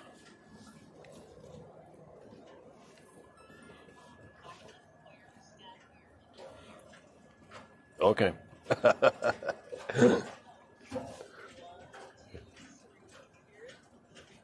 No. Oh. You've recruited support for me. Oh, good.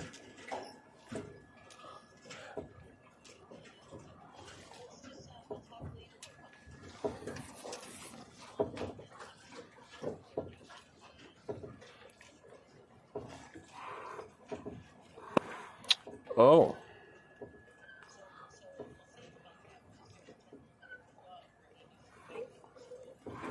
Yeah. Oh, well, she's got to get her car to the Volkswagen place tomorrow then. Well, right now it's set up for 12, but I'm going to call them because we're doing more on it. I might have to have it come in earlier, and then somebody can give her a ride back home. But of course, that doesn't help you, right? Or she could take you to work.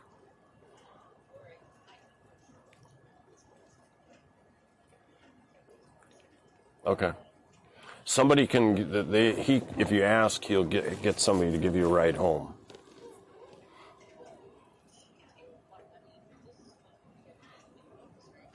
Yeah. 1,500 roughly. Okay. Bye. Bye. Love you too.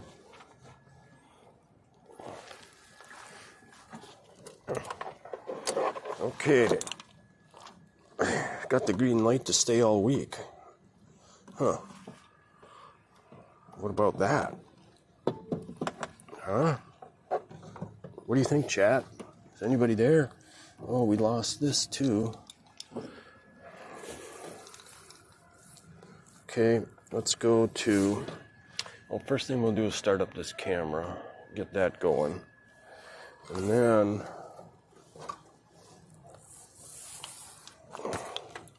There, we got that fixed. That's fixed. Let's try connecting. Join. Okay. We're almost there. why does this, there we go. Okay, sun's coming out and it's getting hot. Little Checkers is hot. What depth water are we in? We're in 25 and I'm at 12.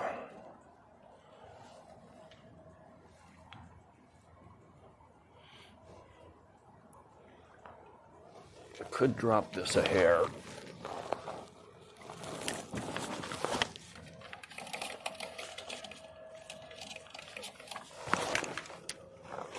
Okay.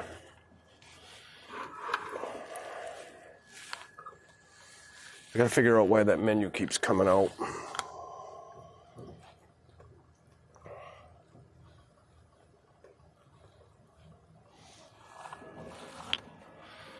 Okay. Getting hot though. What time is it? 10:19 only.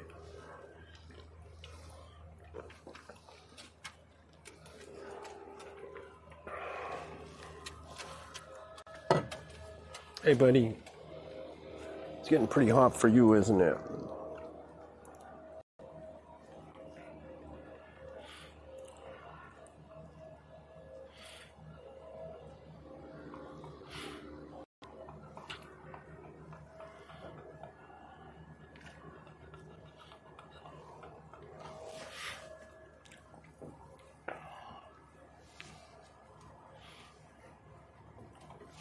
I made bean soup last night.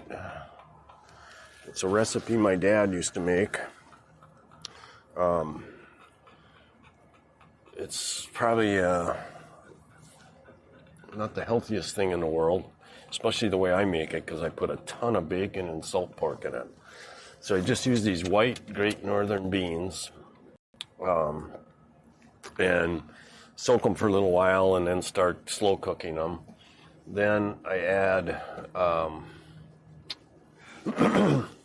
salt pork, about a half a pound of salt pork and a half a pound, maybe half a pound of bacon.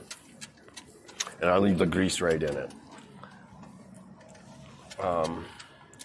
So I'm going to change course a little bit here. I usually do a right-hand corner so that I don't snag my line. We're in 30 feet of water.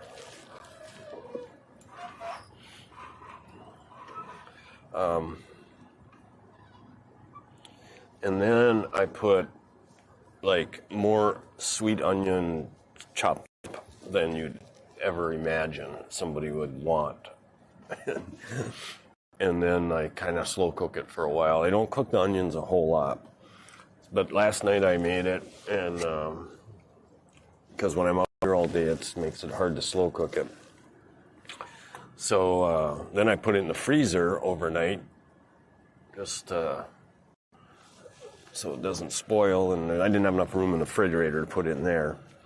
So then I took it out early this morning, frozen, and I put it in the sink in the pan. Put the pan in the sink, because of course there's condensation all over it because it was froze solid. So now it's down there, probably thawed by now. And it's hot enough, it's damn near slow cooking. But when I stop about noon here, I'll put it on the stove, my induction heater. Give it about another hour's worth of cooking. Then I'll have, well, this afternoon I'll have a late lunch with the famous bean soup. Doggone it. So this pot here, I've built 6 of these. I bought these at a rummage sale where they were black and they got a little bit of a recess in the bottom, so it's not, the soil only comes down to about here. And then over on the back side, I drill a hole about 3 inches up. So that gives me about 1 to 2 inches of reservoir down here. Now there's soil down there, but also, you know, all of the water drains out from here up, but doesn't drain out down in the bottom. So It's kind of like a reservoir, and which gives me, a little better watering of the plant. And then on the teapot spout here, that's a piece of 2-inch PVC pipe. And what I did was use a hole saw and cut a hole in the side of the pot, about 1.5 inches to 1 3/4 inches. I don't remember exactly what size I cut it. Then I heat the plastic in the pot up with a torch, get it good and pliable, and I kind of maneuver that PVC pipe into the melted plastic. And it doesn't like bond, but it does form a really nice tight fit around that PVC pipe. And then I put some sealant, and I believe I went down with a screw this way to keep that teapot spout rigid there. Now, what I use the teapot spout for is feeding the plant. So I stuff garden waste. This is like a composter. Every day, if I have a salad, or I love jalapenos, so I put my jalapenos in there. The other day I had a zucchini squash go bad, so I put that in there, cut it off about that far, stuff it down in there. And I like putting like something relatively hard in there once in a while because it allows me to push everything back down so that the rotted food is going down into the soil. So it's got a feeding and water system. I got one up on the front, and I got another one here. Now, none of these are growing very well because they were all seeded from seeds falling off of other Malabar spinach plants last winter. So, and I have 6 of these, and the other 3 are growing fantastic. The nice green leaves, they'd be 6-8 feet long, and the ones at home, maybe longer than that even. And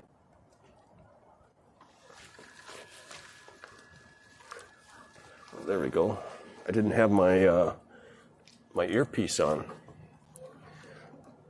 Okay, so I'm gonna do my long right-hand turn now. I really should drop the line a little bit.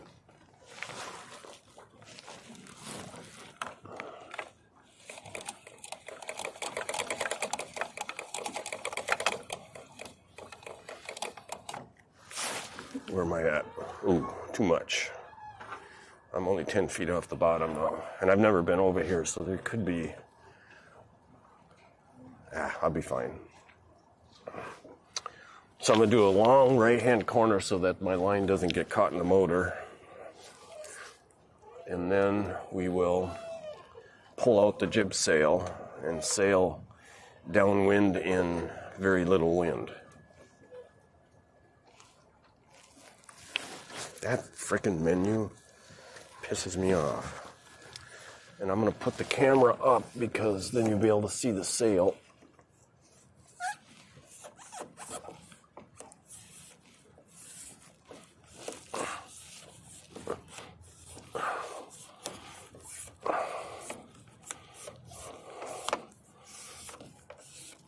There we go. Okay. Oh, look at that shit. Now what?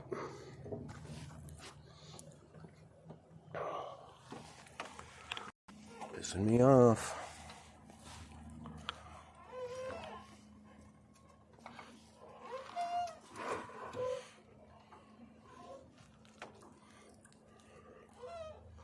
Might have to bring this up.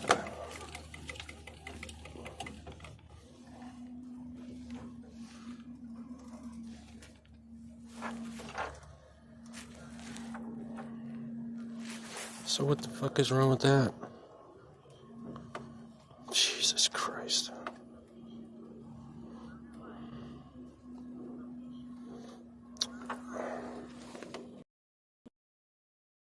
Action or something.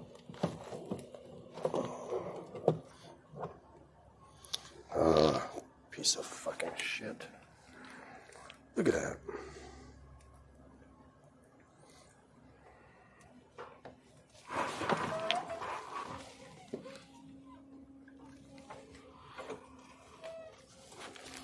almost no wind. Where's Ed? Oh, he's way over there. He might have trouble getting back. He's just got that little dinky motor on his boat.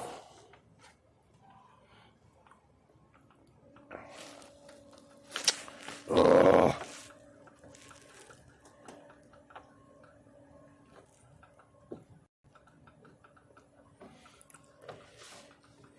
It's like one thing after another here. Look at that piece of crap. Let me double check all my connections here. Oh, there's a bad connection right there. That might have been the problem. Let's watch. Let's see. Okay, if that stops happening, then that was the problem.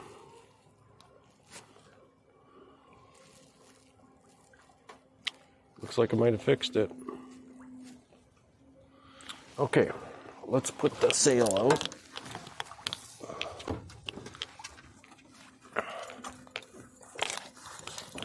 First thing I have to do is pull this out. This fish is going to have to go up here.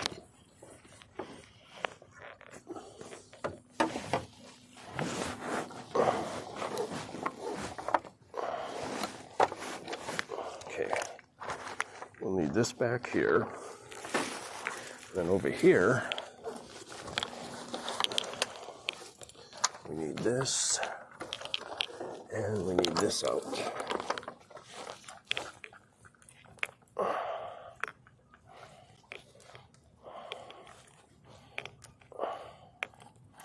That's kind of a pain in the butt right there.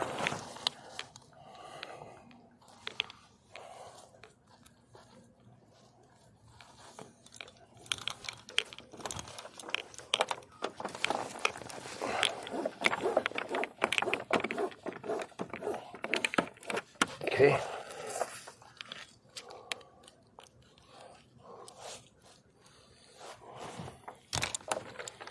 Okay, now we'll pull this guy out. That's got to be released. Oh boy.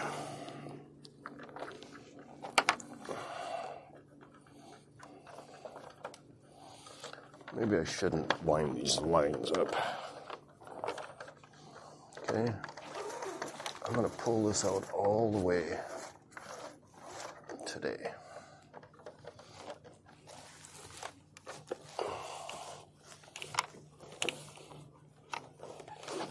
Okay.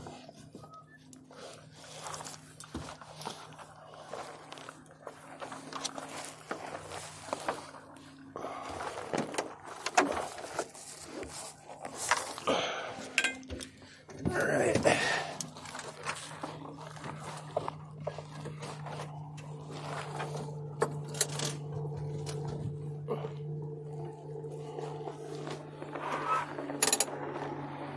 Okay.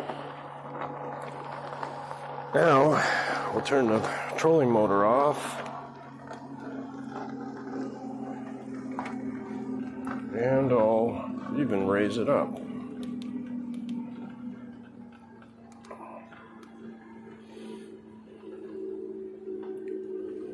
That's good.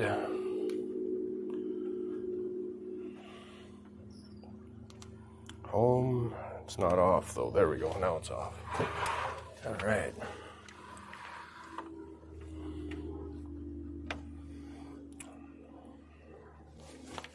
The line looks good. The stream looks good. The wind doesn't look too good.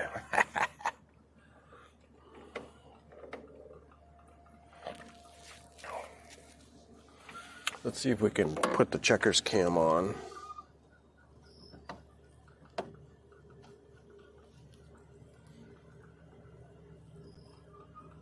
There it is.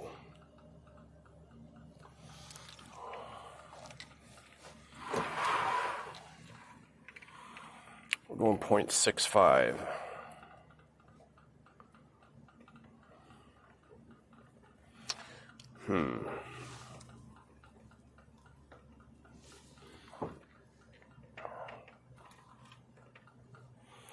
Hopefully the wind picks up some.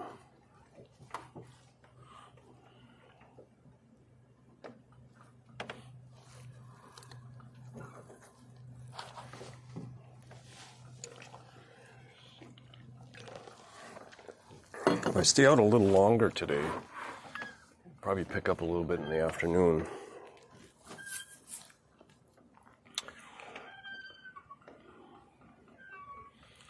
So I've got my Apple phone with the drone shot from above connected to my YOLO box switcher.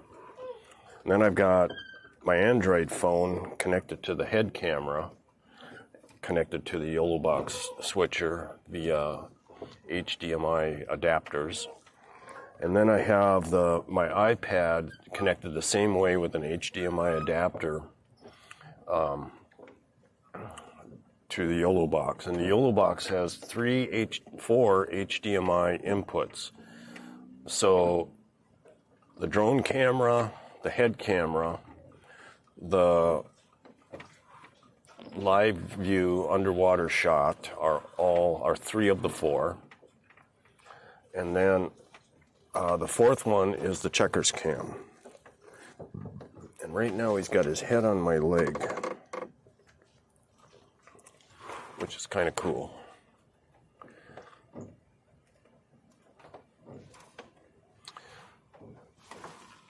Okay, I'm going to drop my other rudder because I'm not steering too good. Of course, we're not moving either. 0.46 miles an hour.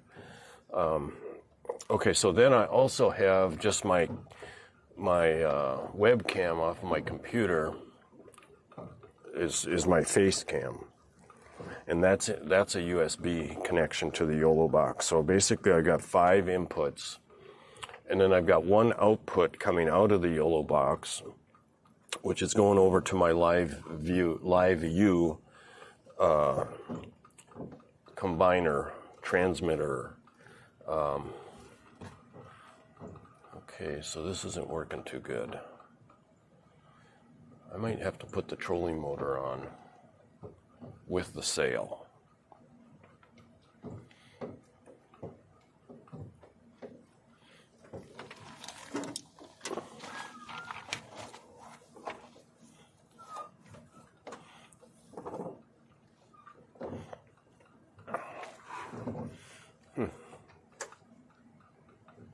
We have 0 wind now.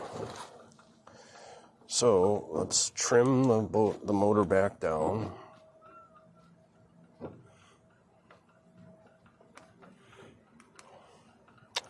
Let's start the prop.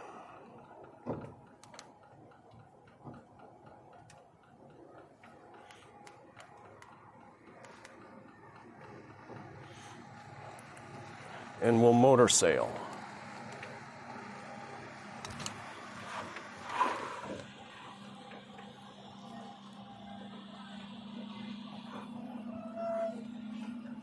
Oh, low battery on the overhead camera.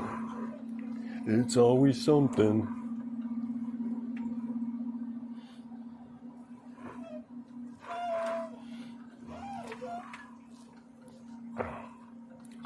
And we lost.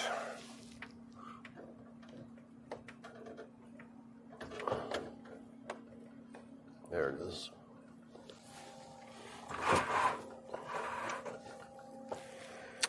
Okay, we got to bring this down.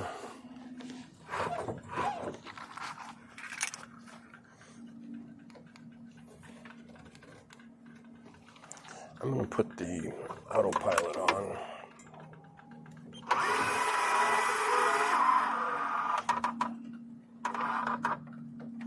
I'm going to slow this motor down a little bit. Okay, then we'll lower this.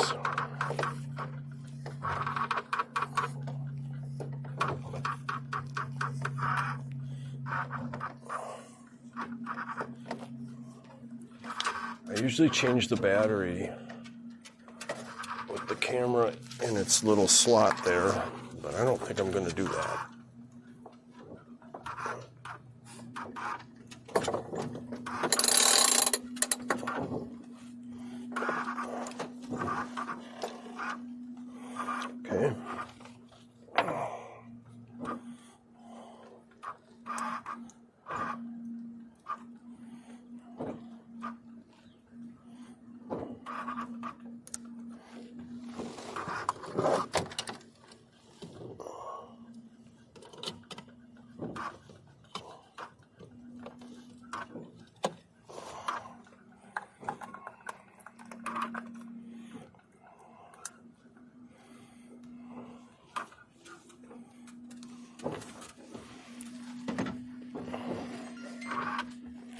We might not stay out too long today, checkers, because there's no wind. It's hotter than normal, and we have a fish to either get it in the refrigerator or get it cleaned.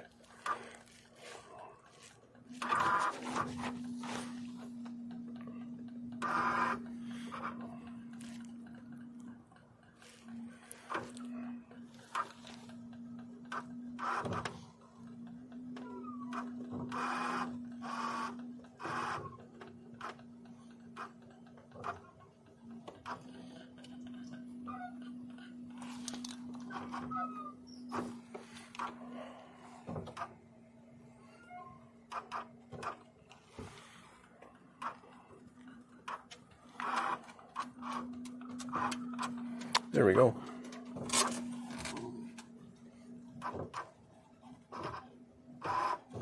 What's going on with that?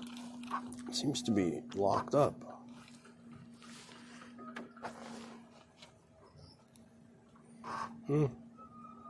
It's like a picture instead of a...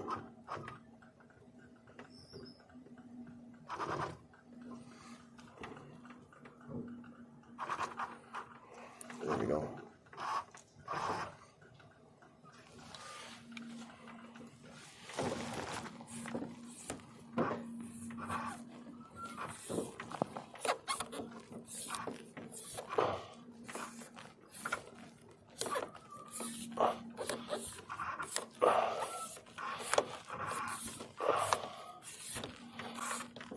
Okay. Now what?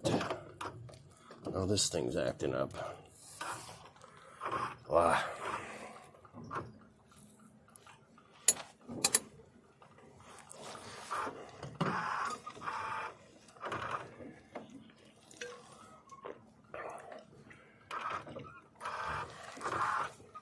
Deep water, 44 feet. I could and should lower that.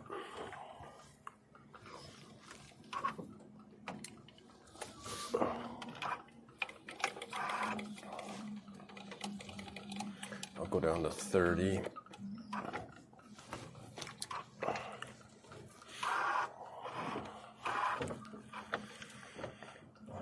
Come on, wind.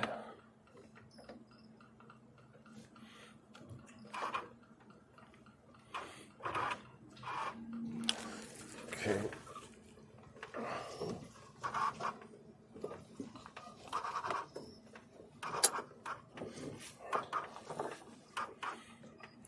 What are you doing, checkers? I think I'm gonna go put that fish in the freezer.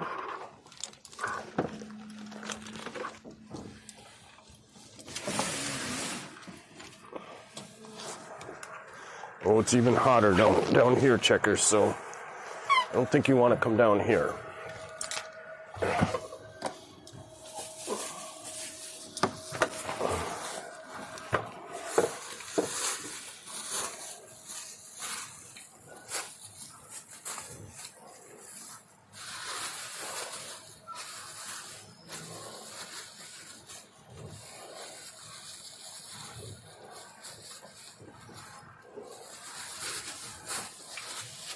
Okay, now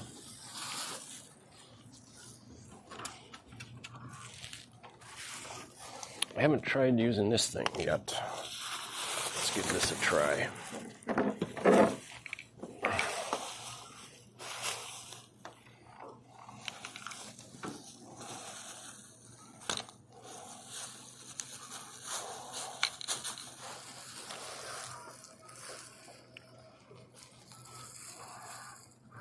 Freshwater drum.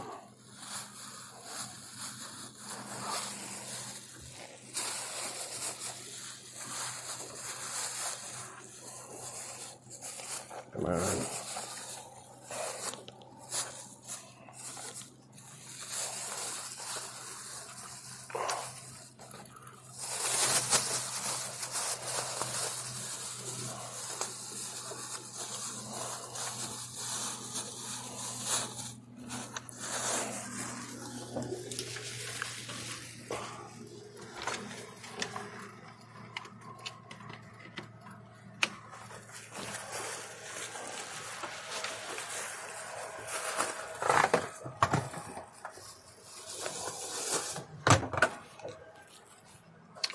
Okay, buddy.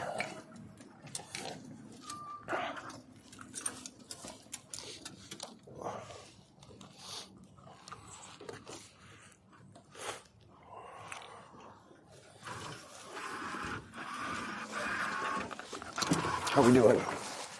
So we lost this. It's like every 2 frickin' minutes we lose something. We're good up there. We're connected. Let's go to active captain. Helm. Connect. Something's wrong. Probably gonna have to reboot the iPad. Hey, what you doing?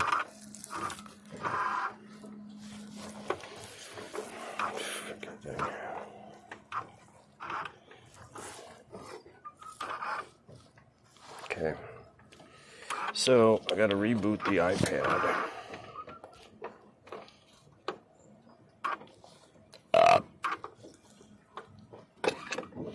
Don't know why.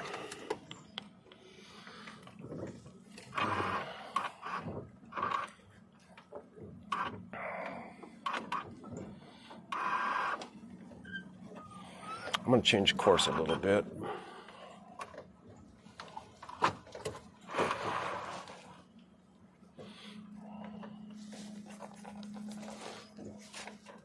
Just so I stay in the deep water and stay away from that point over there. Checkers is after something here. What are you after? Better not be a fish hook down there. Okay.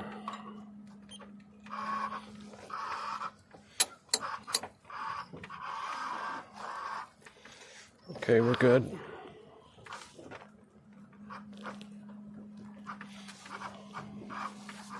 What are you doing, Checkers?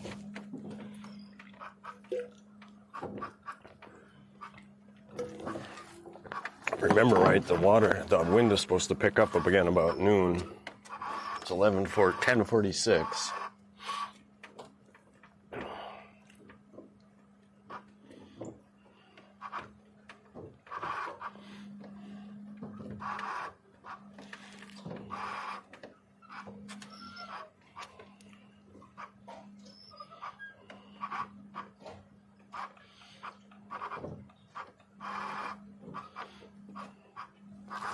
What you doing there, buddy?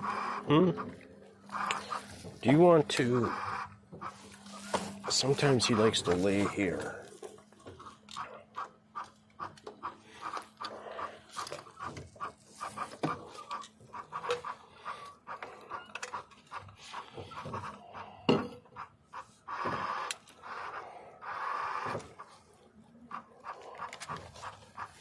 Okay.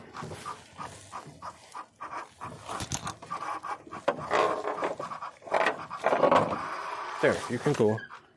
You want to go lay there?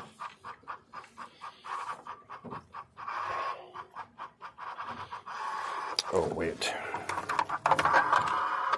Work better if I had the clutch engaged. Ooh, here comes some breeze. What direction?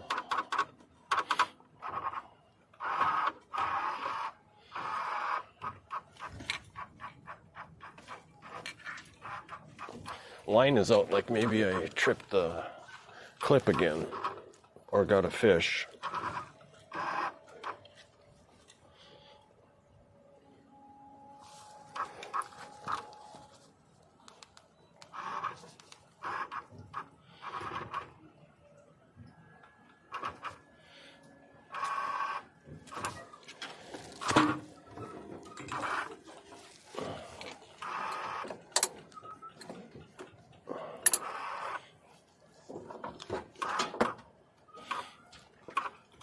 Now we're moving 1.3, and I got the motor, trolling motor. I'm gonna turn it off. I had it down on a 2.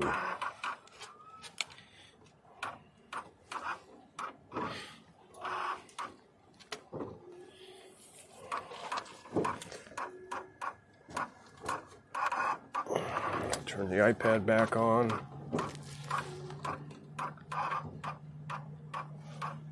So when the wind is up around 8 to 10 knots. On a hot day like today, it's really decent out here.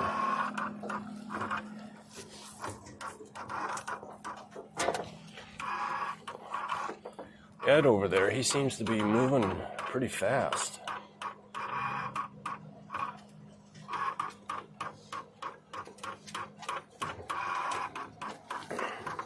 There you go. There you go. You like it over there, don't you? It's like a protected zone.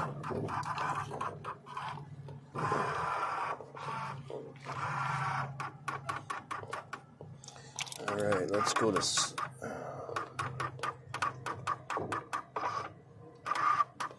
settings, Wi-Fi, GPS map is connected. Now we'll go to live active captain, helm.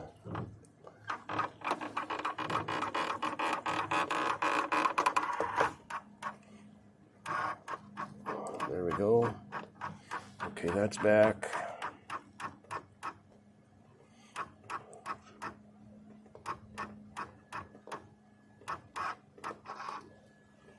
Okay.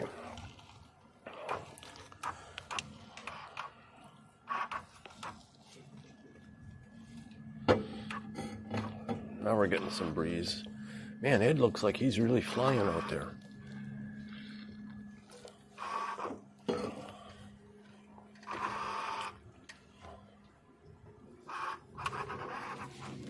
How does my line look? Where is it? Way over there. Kind of looks like it's still hooked.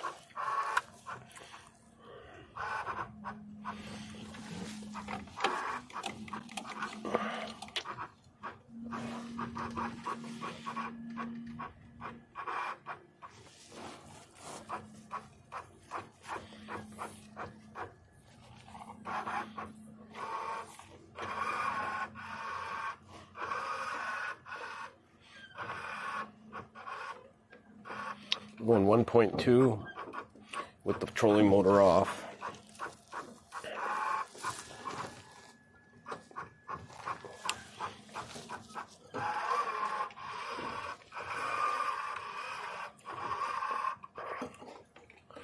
It's weird, I can see my line.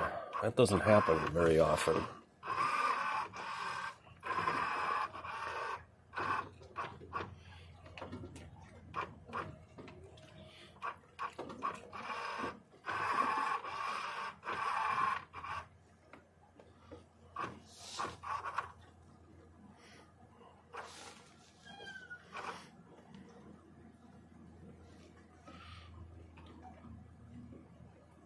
I can see my line in the live scope is what I got to learn to start talking in full sentences. I mean, I don't think anybody's watching. There's nobody in chat. But in case somebody's lurking, I try to keep talking. But then I have a tendency, it's like I'm talking to myself, and I don't use complete sentences, because your brain is doing the rest of the sentence. So I got to get used to that, be more descriptive. So right now you can see my line trailing out behind the weight in 25 feet of water.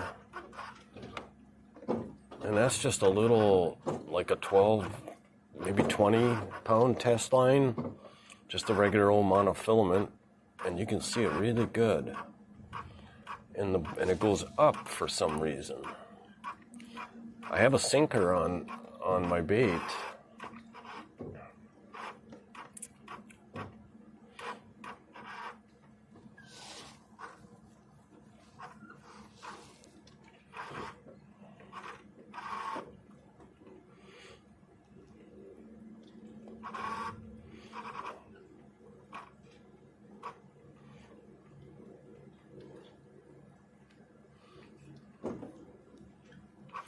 So this afternoon when I get in, I'm gonna finish my,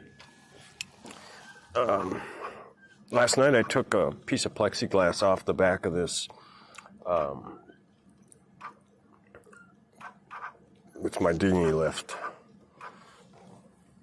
swim platform. And it was a thin piece of 1/8 inch, and I could walk on it because I got enough, things to support the plastic that I was able to walk on it. Now, somebody heavier than me probably couldn't. But now I'm putting on a thicker, almost a 1/4 inch piece of plexiglass that I'm going to use as this fish cleaning station. So I always try to get 2 or 3 purposes for everything I do. So this thing is a mount for my trolling motor, my other trolling motor that I don't have here. It's a dinghy lift. It's a dinghy towing device. It's a swim platform, and now it's going to be a fish cleaning station. Yes!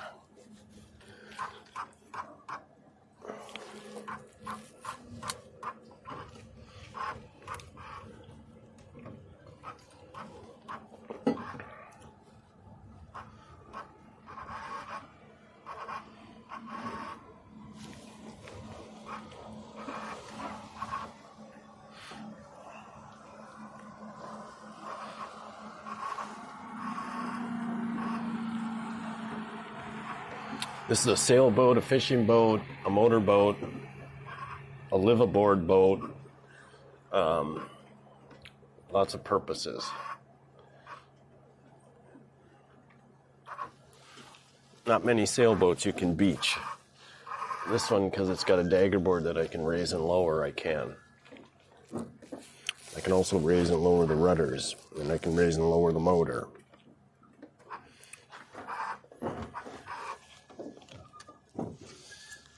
Let's see, can you see checkers in this cam? Yeah, there's checkers. He's out like a light.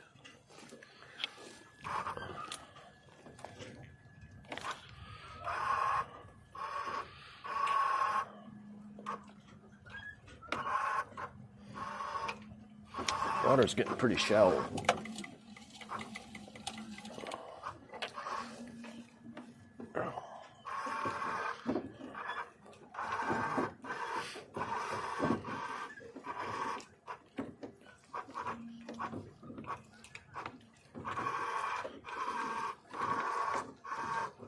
Test audio. So on my headphone here, I'm Bluetooth to my computer, my laptop down below, and so I'm getting verbal chat in my ear, and then I've got chat down here on the iPad also, so I can see it and hear it. I've tested this before, but it's really the first day that I've been out like this where I really use the voice chat. That's going to be good. It's a little bit hot. How much room do I have? I don't have a whole lot of room here. One of the things I was thinking of getting, and this might end up being stupid, but I got this camera strapped to my head with, elastic head camera mount system, head mount. And then I've got the one-eared headset, which never stays on. So I tie wrap the headset to the elastic camera mount, and now the headset stays on. So I solved that problem. I used to have a tether going around my neck like a hat, but it's always getting caught in my glasses, and it's getting caught in the frickin' motor control. So I'd rather only have one thing around my neck, and 2 is pushing it. But this seems to be working pretty good because the remote for the motor hangs down lower, and it doesn't get tangled in the glasses. So anyway, I've solved that problem of both having a strap around my neck for the headset and having it fall off. Even with that strap, it doesn't sit right on your head when you only have one earpiece. So Ed he's cooking over there. He's beating feet. I bet he's going 3-4 miles an hour, and he's going, where's he at? He's at about a 45 to the wind. I forget what that's called. It's not a broad reach, it's 90. 45 is a close reach, I think. He's at a close reach right now, and he's moving. That little boat sails better than mine. It's got a heavy keel under it, probably a bigger rudder, and my boat does not. It's like he's close to the wind. No, he's not. He's at about a broad reach. So I can sail at a broad reach like he is, but I can't sail at a close reach at 45 degrees. I can only get to about 60. No. Yeah, 60. So I can't even get to a broad reach. Anyway,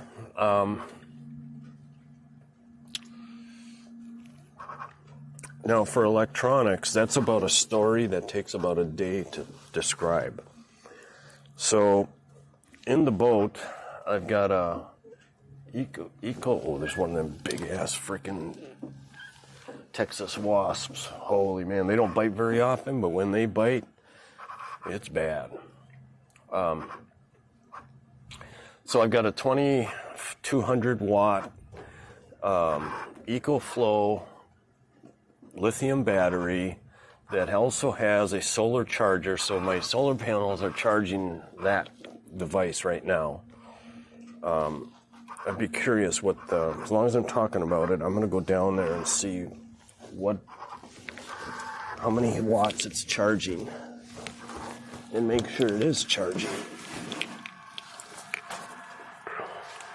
Okay. So we're at 220 watts of charging right now. We're down to 64% battery, which is pretty low, but I am running the refrigerator and the battery charger for the, so I'm basically running the trolling motor off of that as well, because I got the battery charger going steady. So right now I'm using, 300 watts, and I'm charging 200. I'm going to unplug the refrigerator and see I'm just going to leave it go. Okay, so that system works pretty good, but I think like on a normal day when I'm traveling on the loop, I'm not going to have the trolling motor battery charger going, because I won't be using the trolling motor unless I get in some kind of trouble or I decide I want to fish. So that won't be running, but the refrigerator will be running off of it. So we're at 64% right now, and we've been out here I got out here at 8:30, so we've been out here 2.5 hours. And I'm also running the Wi-Fi, which I really don't need for the Starlink. And that's a pretty heavy draw also. Oh, here comes Ed. He's tacking back over towards me. In fact, I'm going to change direction just a little bit.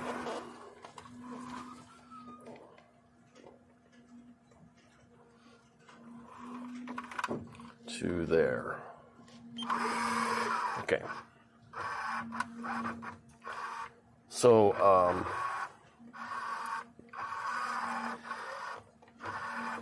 that powers everything when I'm not on shore power, most everything.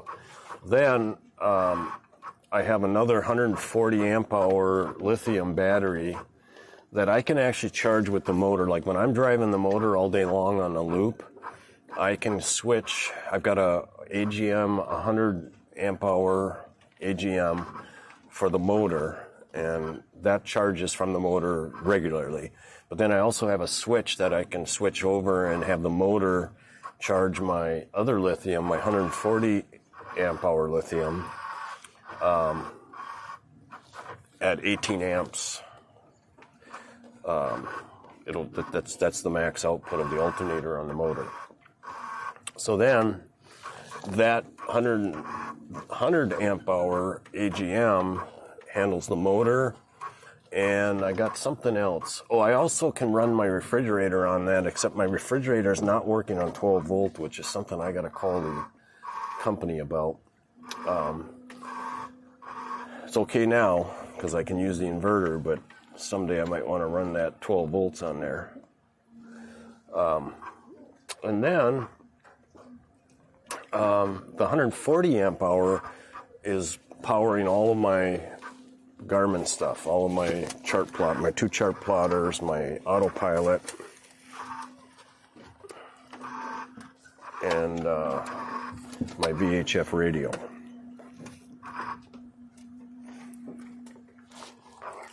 You want to go by? There you go.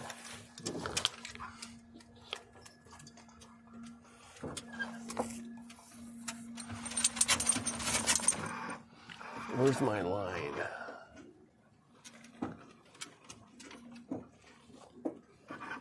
Okay, looks good.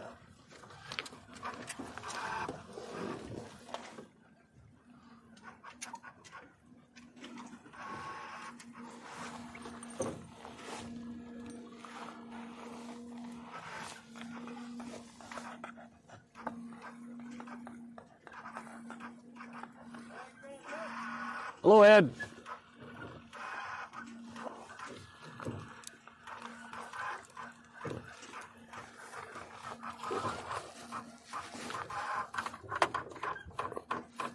What was that?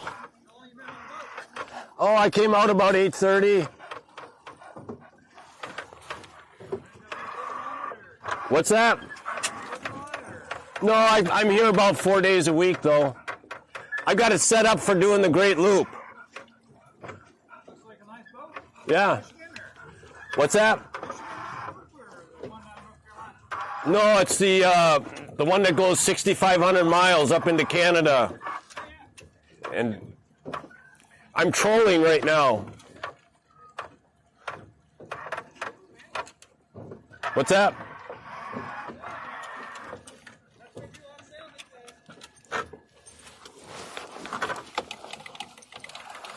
Right on the bottom. Holy crap.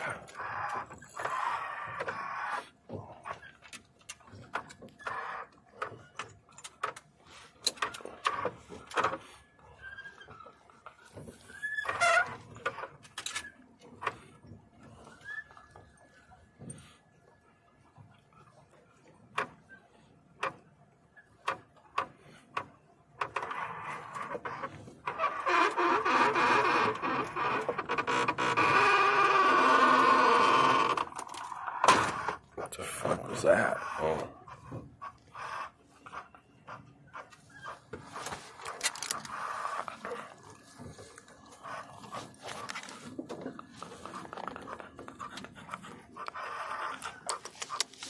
What you doing?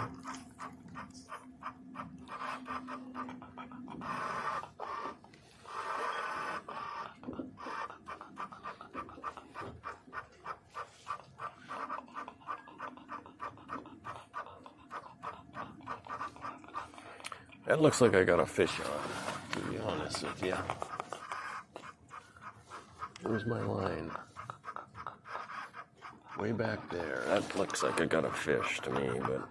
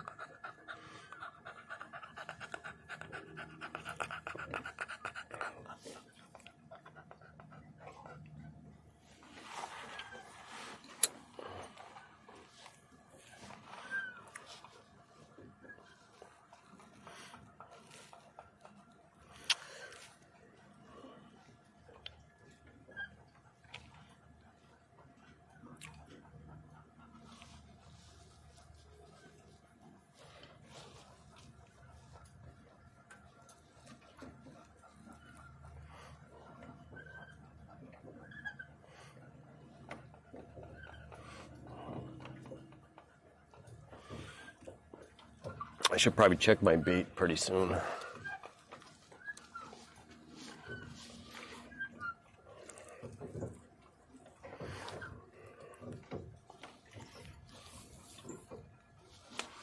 It's 11:09. We're going 9.9 miles an hour.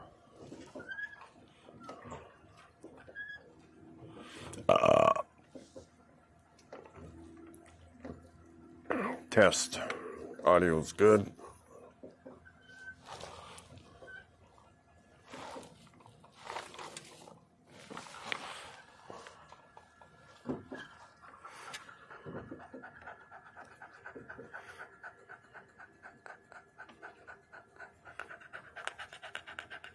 Have not had to change the battery on this head cam yet, and I did get it to quit shutting off. What was the thing I did? Oh,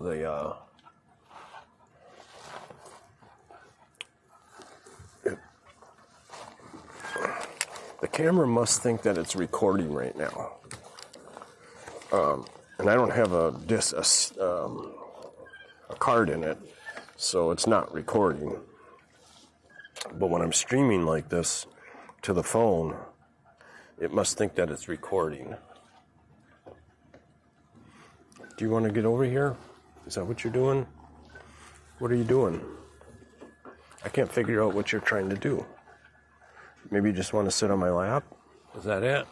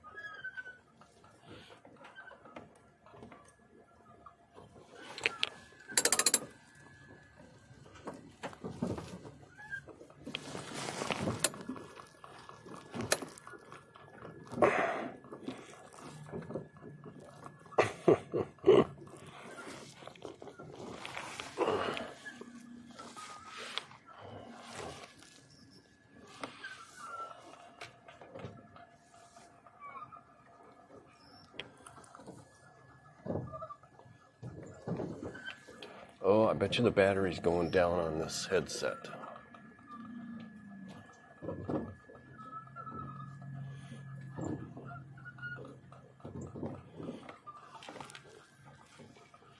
So the battery lasts about 3 hours only. And I can't interchange batteries.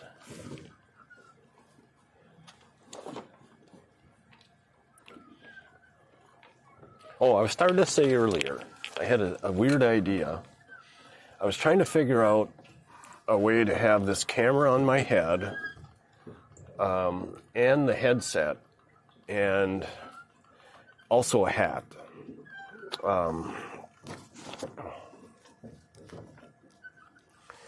So I tried a hat, and of course that doesn't work because if it's a sun hat, the brim comes down over the camera.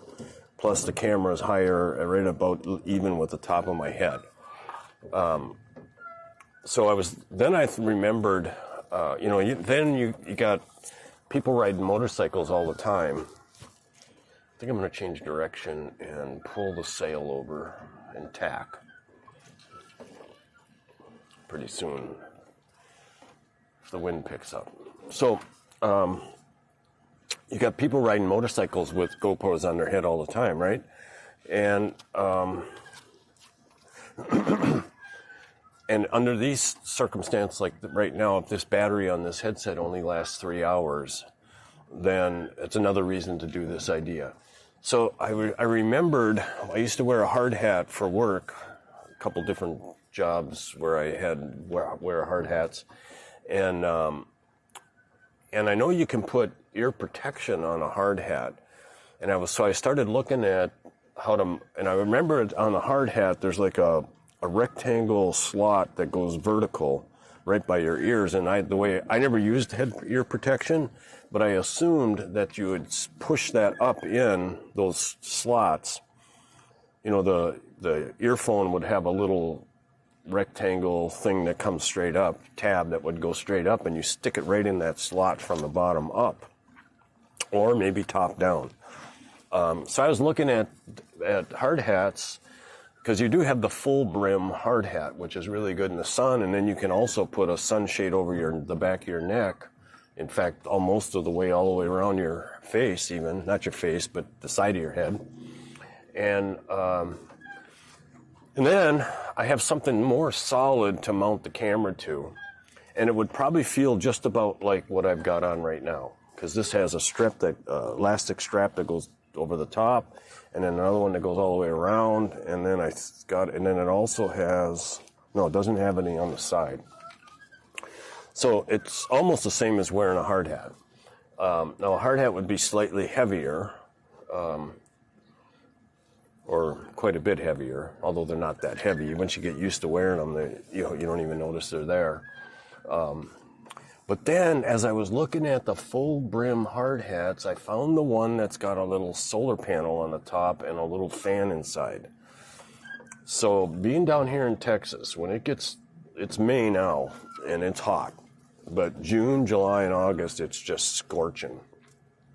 I've got the bimini and the solar panel that keeps me out of the sun for the most part. And I was looking at hard hats that were made of Kevlar and stuff, or not Kevlar, but what's the lightweight stuff? Carbon fiber. Because I would like to get one that's really light. And the solar one obviously has a battery, a solar panel, and a little fan, which adds weight, even though they say it's really light. So the next thing, now that I've proven that this headset works good, and this headset has a piece that comes over the top of my head and it comes right down by my ear here, and the end of this over on this side can come out and you can slip in another earpiece. This is a Nerium, but I did a quick look for another earpiece, and this side the earpiece will slip out of the top part. So with this headset right here, I can go buy a second piece like this, or just buy another headset, and then hopefully this can be put right up in the helmet, and then so I could have one down there charging right now, and I've got this thing all tie wrapped up, so it'd be a bitch to switch, have one charging down there, and then when the battery goes dead on this one, switch it out, right?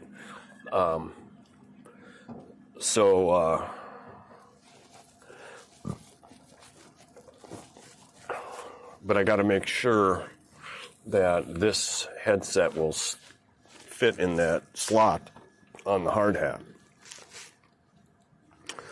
So I was thinking about going to Walmart or someplace that sells hard hats and bring this thing with me and see if it'll fit in there and latch in.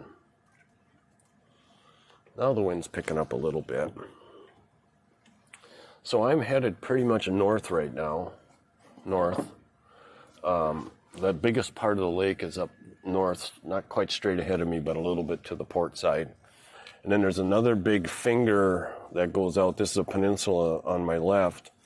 And there's a great big finger of water that goes up and over to 105, where there's another marina. In fact, this one's like a forked finger, so there's two different directions you can go. And then I think there's more of these fingers of water as you go north. I've never gone much further than I'm at right now. And there's 2 bridges, so I can only use about half the lake.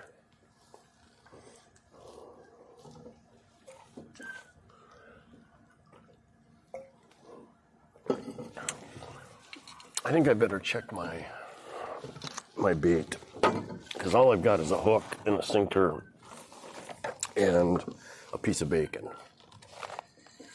Yeah, that's tripped, so it's off the latch.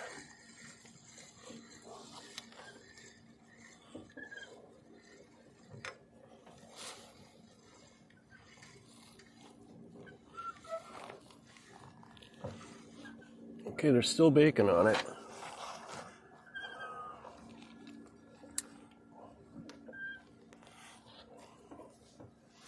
So we can bring this up. I think I'm gonna go get a piece of hot dog though.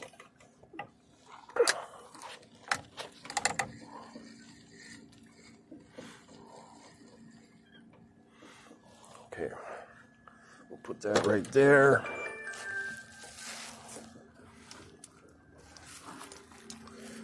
Okay, the battery's probably dead on the camera. So let's pull that off.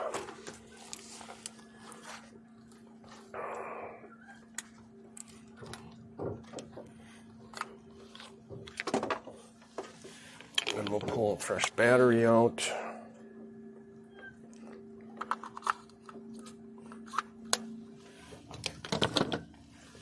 Put that in.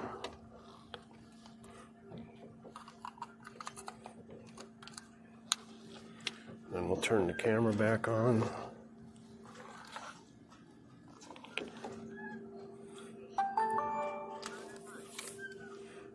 Okay. Like that.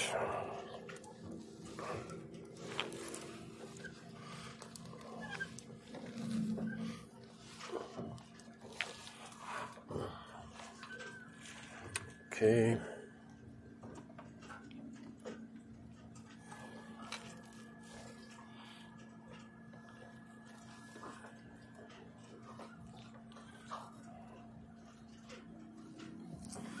Up and running. That's not too bad, huh? Okay, so now I'm gonna go down below deck and get a hot dog. I'll get one for Checkers and I'll get one for the fish. Wow, big ass spider.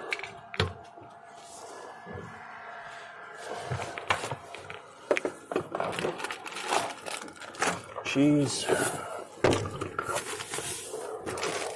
Big hot dog.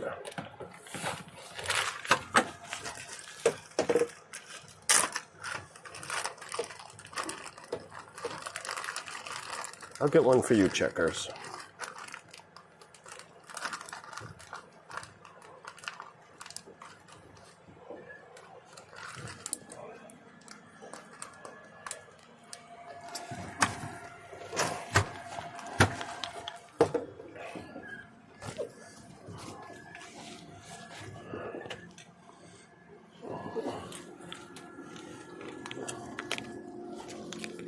Are you a bot or are you real?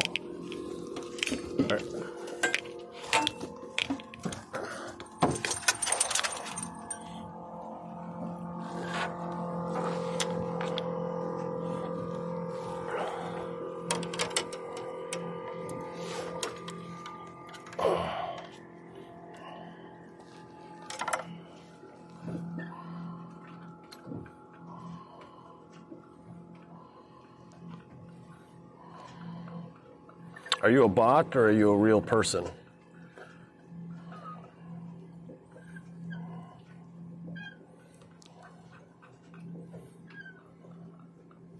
Okay, must be a bot.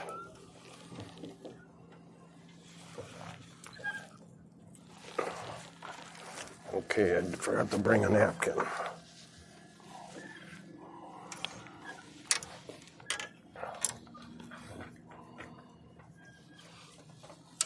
I don't want to snag that. Oh, God damn it.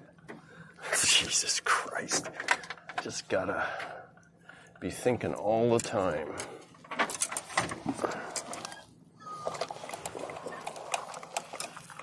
Look at that thing, just keeps winding and winding and winding. Come on. There we go.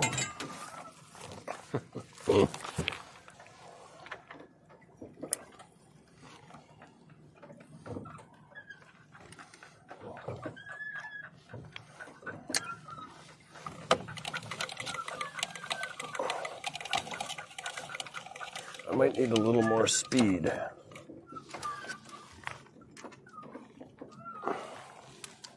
What now? Come on.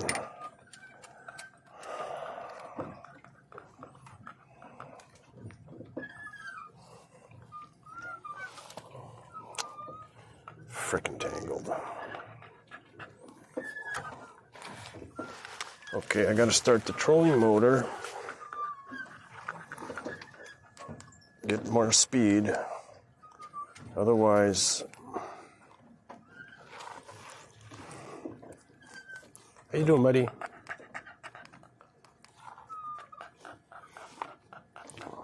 I'm gonna have a hard time getting this line out. Got to put a bigger sinker on this thing.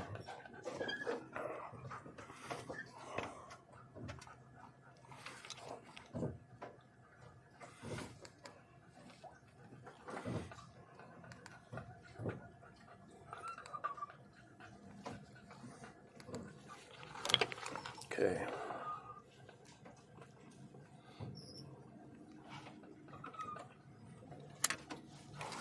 What's wrong with this thing now?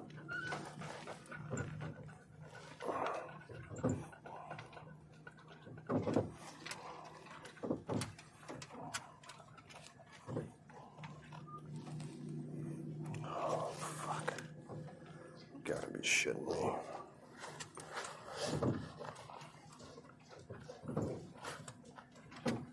There we go.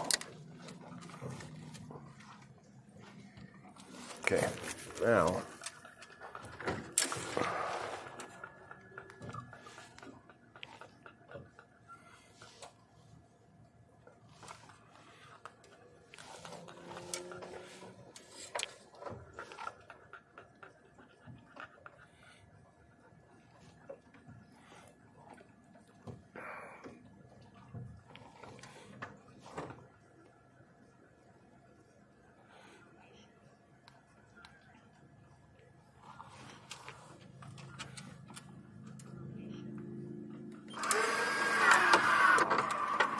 okay.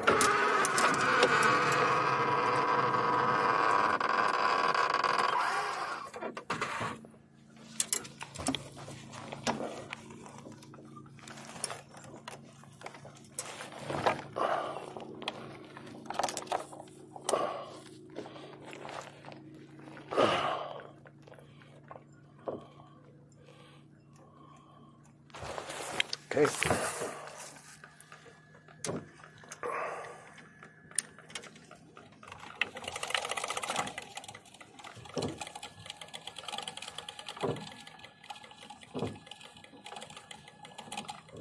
We're 25 feet, so we'll go down to about 15.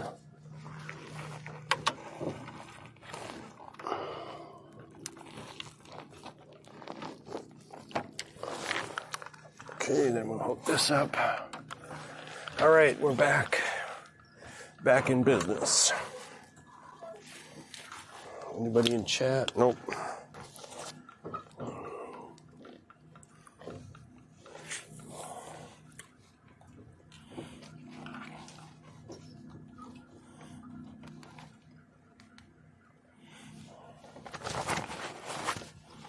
Coffee's still warm.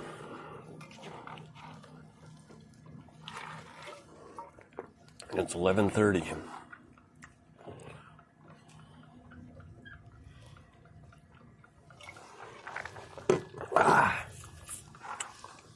Okay, now we can turn this trolling motor off. Bring it up a little bit. Okay.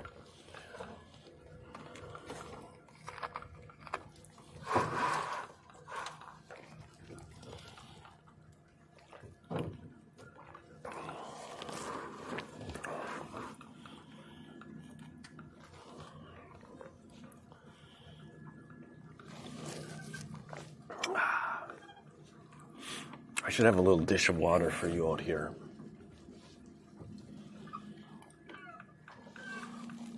I'm going to take your dish from home next time. It's a much better water dish. Yeah, that's what I'm going to do. Okay, we're going 1.1 with no trolling motor.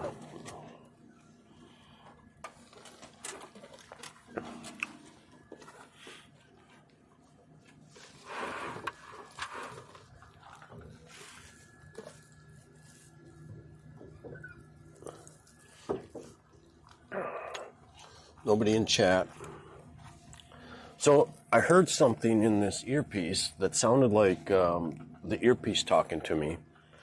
And that's why I thought the battery was going dead on it. But it hasn't. I can still hear chat.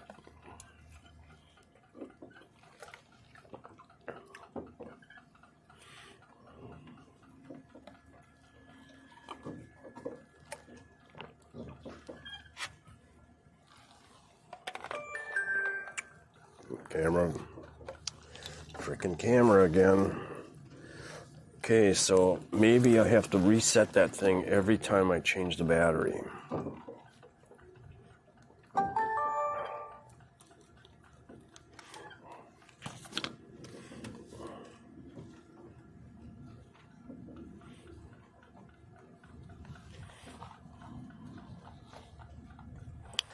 Single screen is set. Always on display is set. Now, unlock screen, swipe up. That's correct. There's one that's grayed out here. I don't know what that is. Auto power off, never. Okay. Continuous live stream. That's not it. Bluetooth remote, storage, language, date, factory reset, device info, compliance info. Okay, so now I'm not even seeing. Continue. Horizontal. Power off, never. Unlock screen. Wireless communication. Timer shooting. Built-in mic. Screen off when recording. Never. Always on display. So, I do not see a reason why that camera just shut off or lost connection.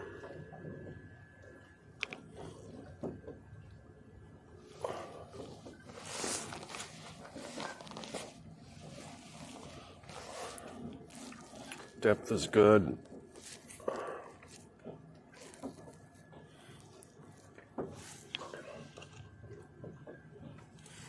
Okay, we're back on. Don't know why we were off, though.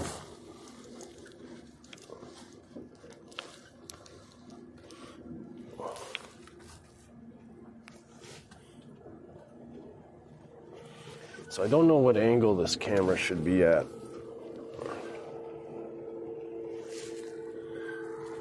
That's probably pretty good. So we're going 0.95.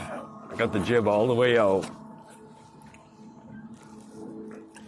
Probably only about 4 knots of wind, though, if that.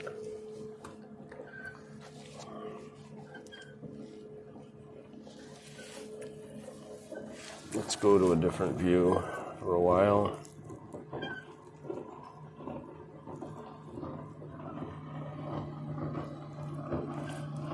Okay, I want to go a 3-banger. I want to go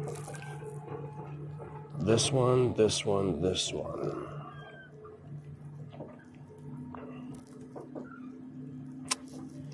That ain't it.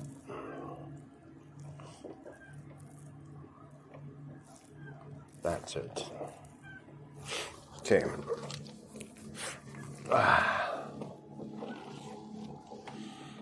How's the line look? The line looks good. Speed is good, 0.9.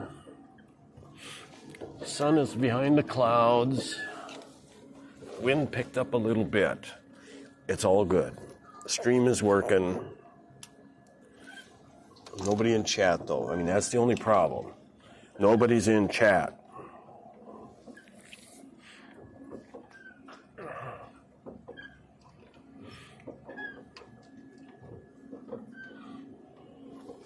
Where are we at, anyway? We're quite a ways from home.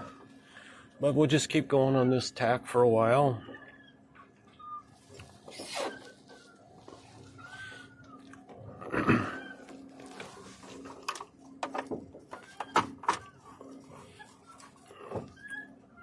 We're turned all the way to port, to starboard.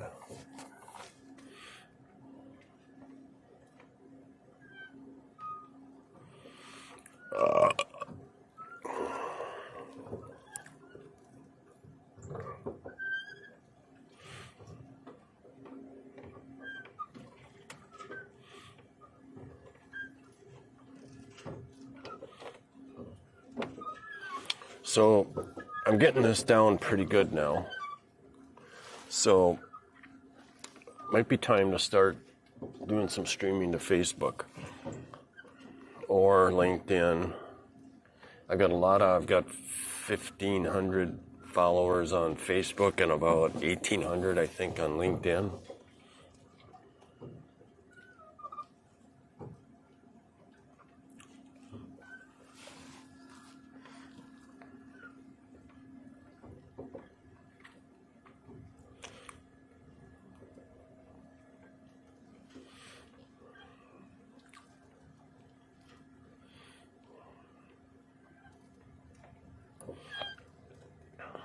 So I think what I was thinking about on LinkedIn, I haven't streamed there and I don't know how yet, so I gotta figure that out, but I would have some catchy phrase like, something like, watch me work while you take a break, or you take a break and watch me work. And then, because lots of people on LinkedIn will be working. Of course, I'm 69 years old, so a lot of people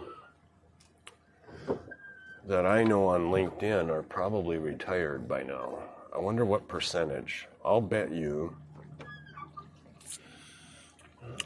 of the people I know on LinkedIn, it's possible that 50% are retired. It's kind of interesting, you know.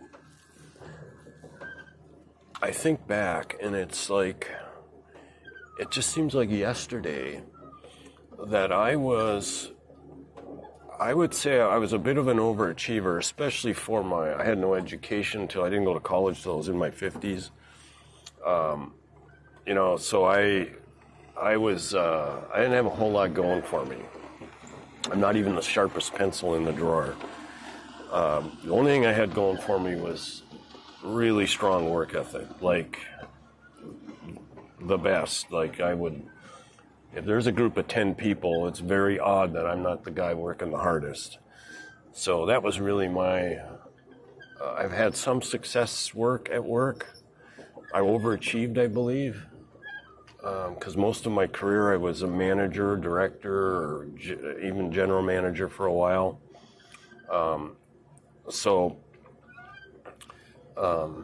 I would say I overachieved, and it was mostly because of work ethic.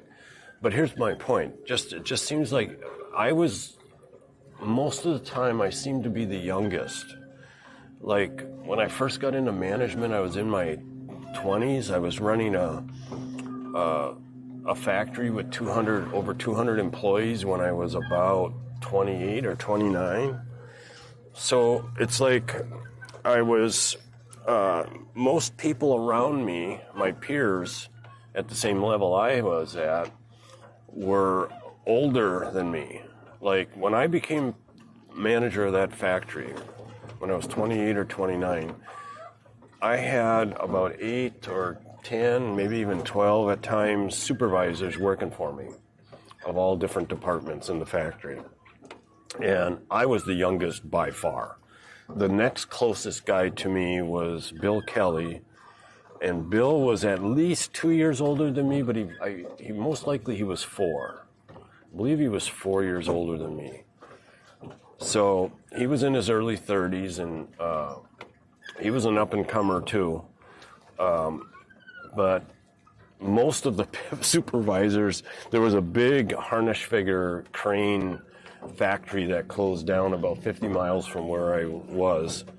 And we hired a whole bunch of their supervisors, and most of them were in their 40s, 50s, 60s. So here I am running this factory, and my direct reports, and only one was even close to my age, and the rest were all probably a minimum of 10 years older than me. So, and then I got into, well, before that I was in field service, so I was traveling all over the country when I was in my early 20s. I started doing that when I was about probably 20 years old. I started at this company when I was 17. By the time I was 20, 3 years later, I was working assembling all of our equipment, and shortly after that I became an electronics technician.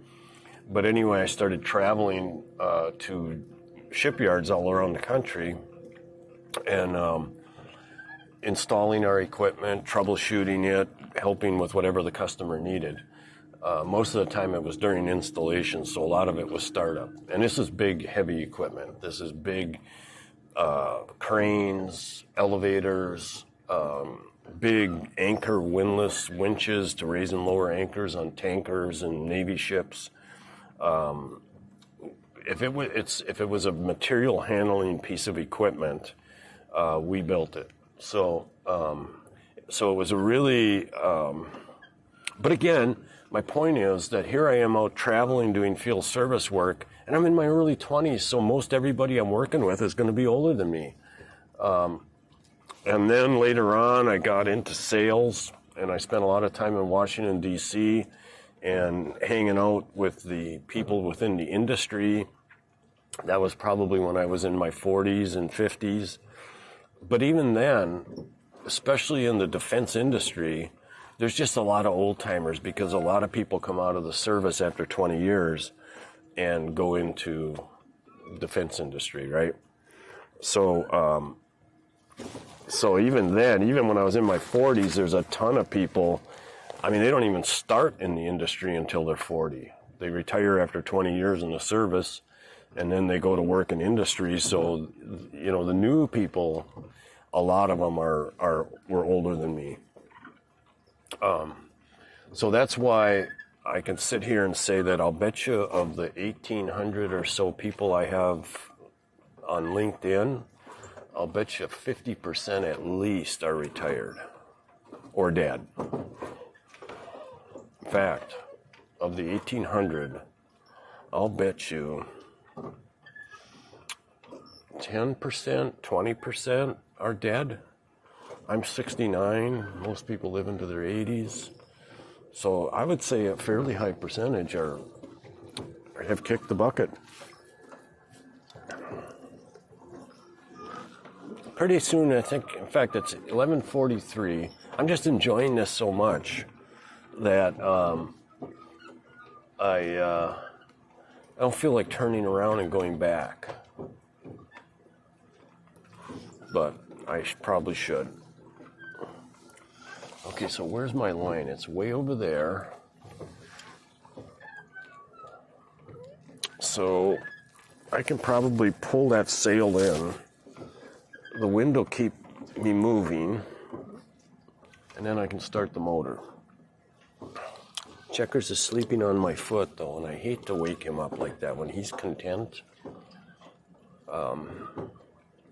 Okay, we'll head back home. We'll pull the sail in.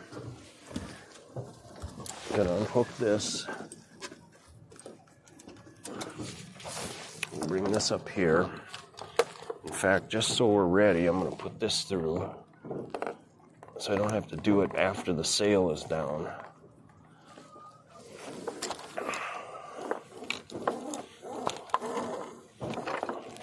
pull that through there. And then, oh, forgot to unhook that. Oh, jeez, I gotta get used to it. I need a hard hat.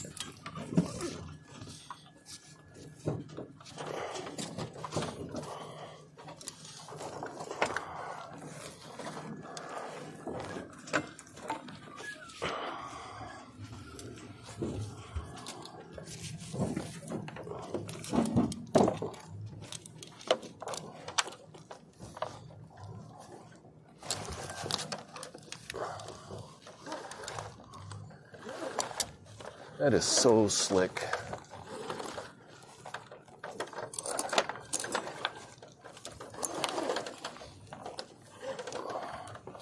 We'll go around here a couple times, and then we'll latch that, and then we'll latch that, and then we'll put this through here.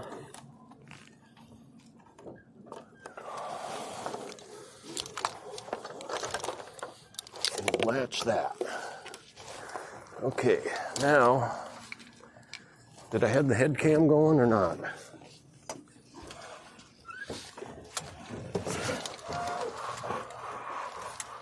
Where's my line? Way over there. So that means I can start. And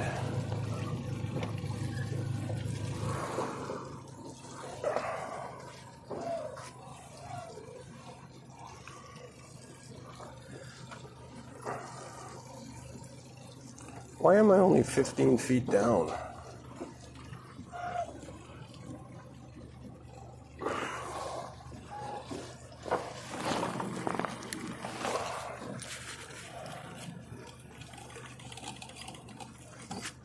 We'll go to 25.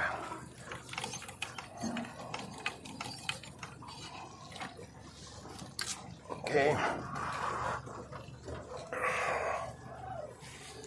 Okay, so I did not have the head cam on, so you couldn't see me doing the sail. That's unfortunate.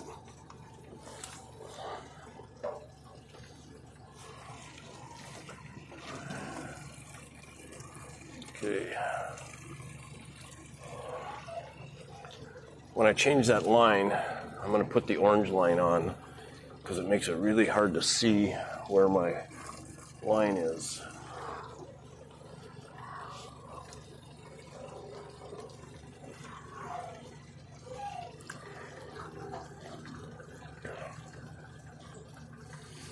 Okay. We're in 45 feet of water and my hook is down 25. It could be lower, should be lower, but not with this reel. It's too hard to deal with. Okay, we're going 1.5, that's good. Anybody in chat? Nope. Guys are missing out, man. I'm starting to get better at this. You should have been watching before because you would have laughed. Because I'm gone from shit show to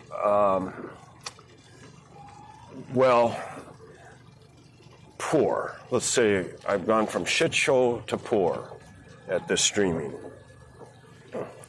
But the shit show would have been funny for you. Now it just looks bad. Now it just sucks. You missed the shit show.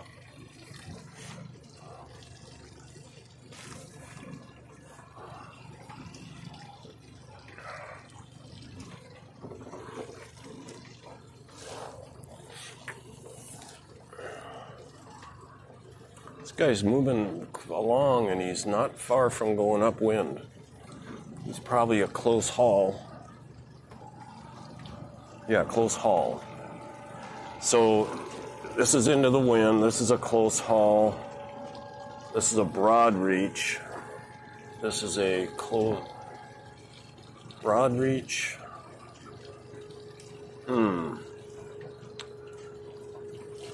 Got to get my little cheat sheet out. I'm forgetting my sailing terms. I took the test. I took the test. I got 100% on it. In fact, all 4 of us students in one class got 100%, And they said it was the first time that's ever happened. There was one super brainiac guy. There was me with the work ethic where I studied every night. Studied, and I ended up getting 100. And then there was a kind of a really cute younger girl, maybe 30-ish, late 20s. Now, she was cute enough, they might have given her that 100%. But probably not. She was smart. She was trying hard. She had a boyfriend that would take her out sailing, and he used to get on her case. So she was motivated. So I'm just going to say she achieved 100% through work ethic, not a gift. And then there was another guy that was in practice when we were out sailing. The instructor would get like really pissed at him, and he had it coming, but I think the instructor didn't like him very much also. So it was a little bit uncomfortable because that guy would get his ass busted by that instructor, like for the littlest things, and he would get mad. It was uncomfortable to be around. So we're up to 30 feet of water and 24 feet of line out.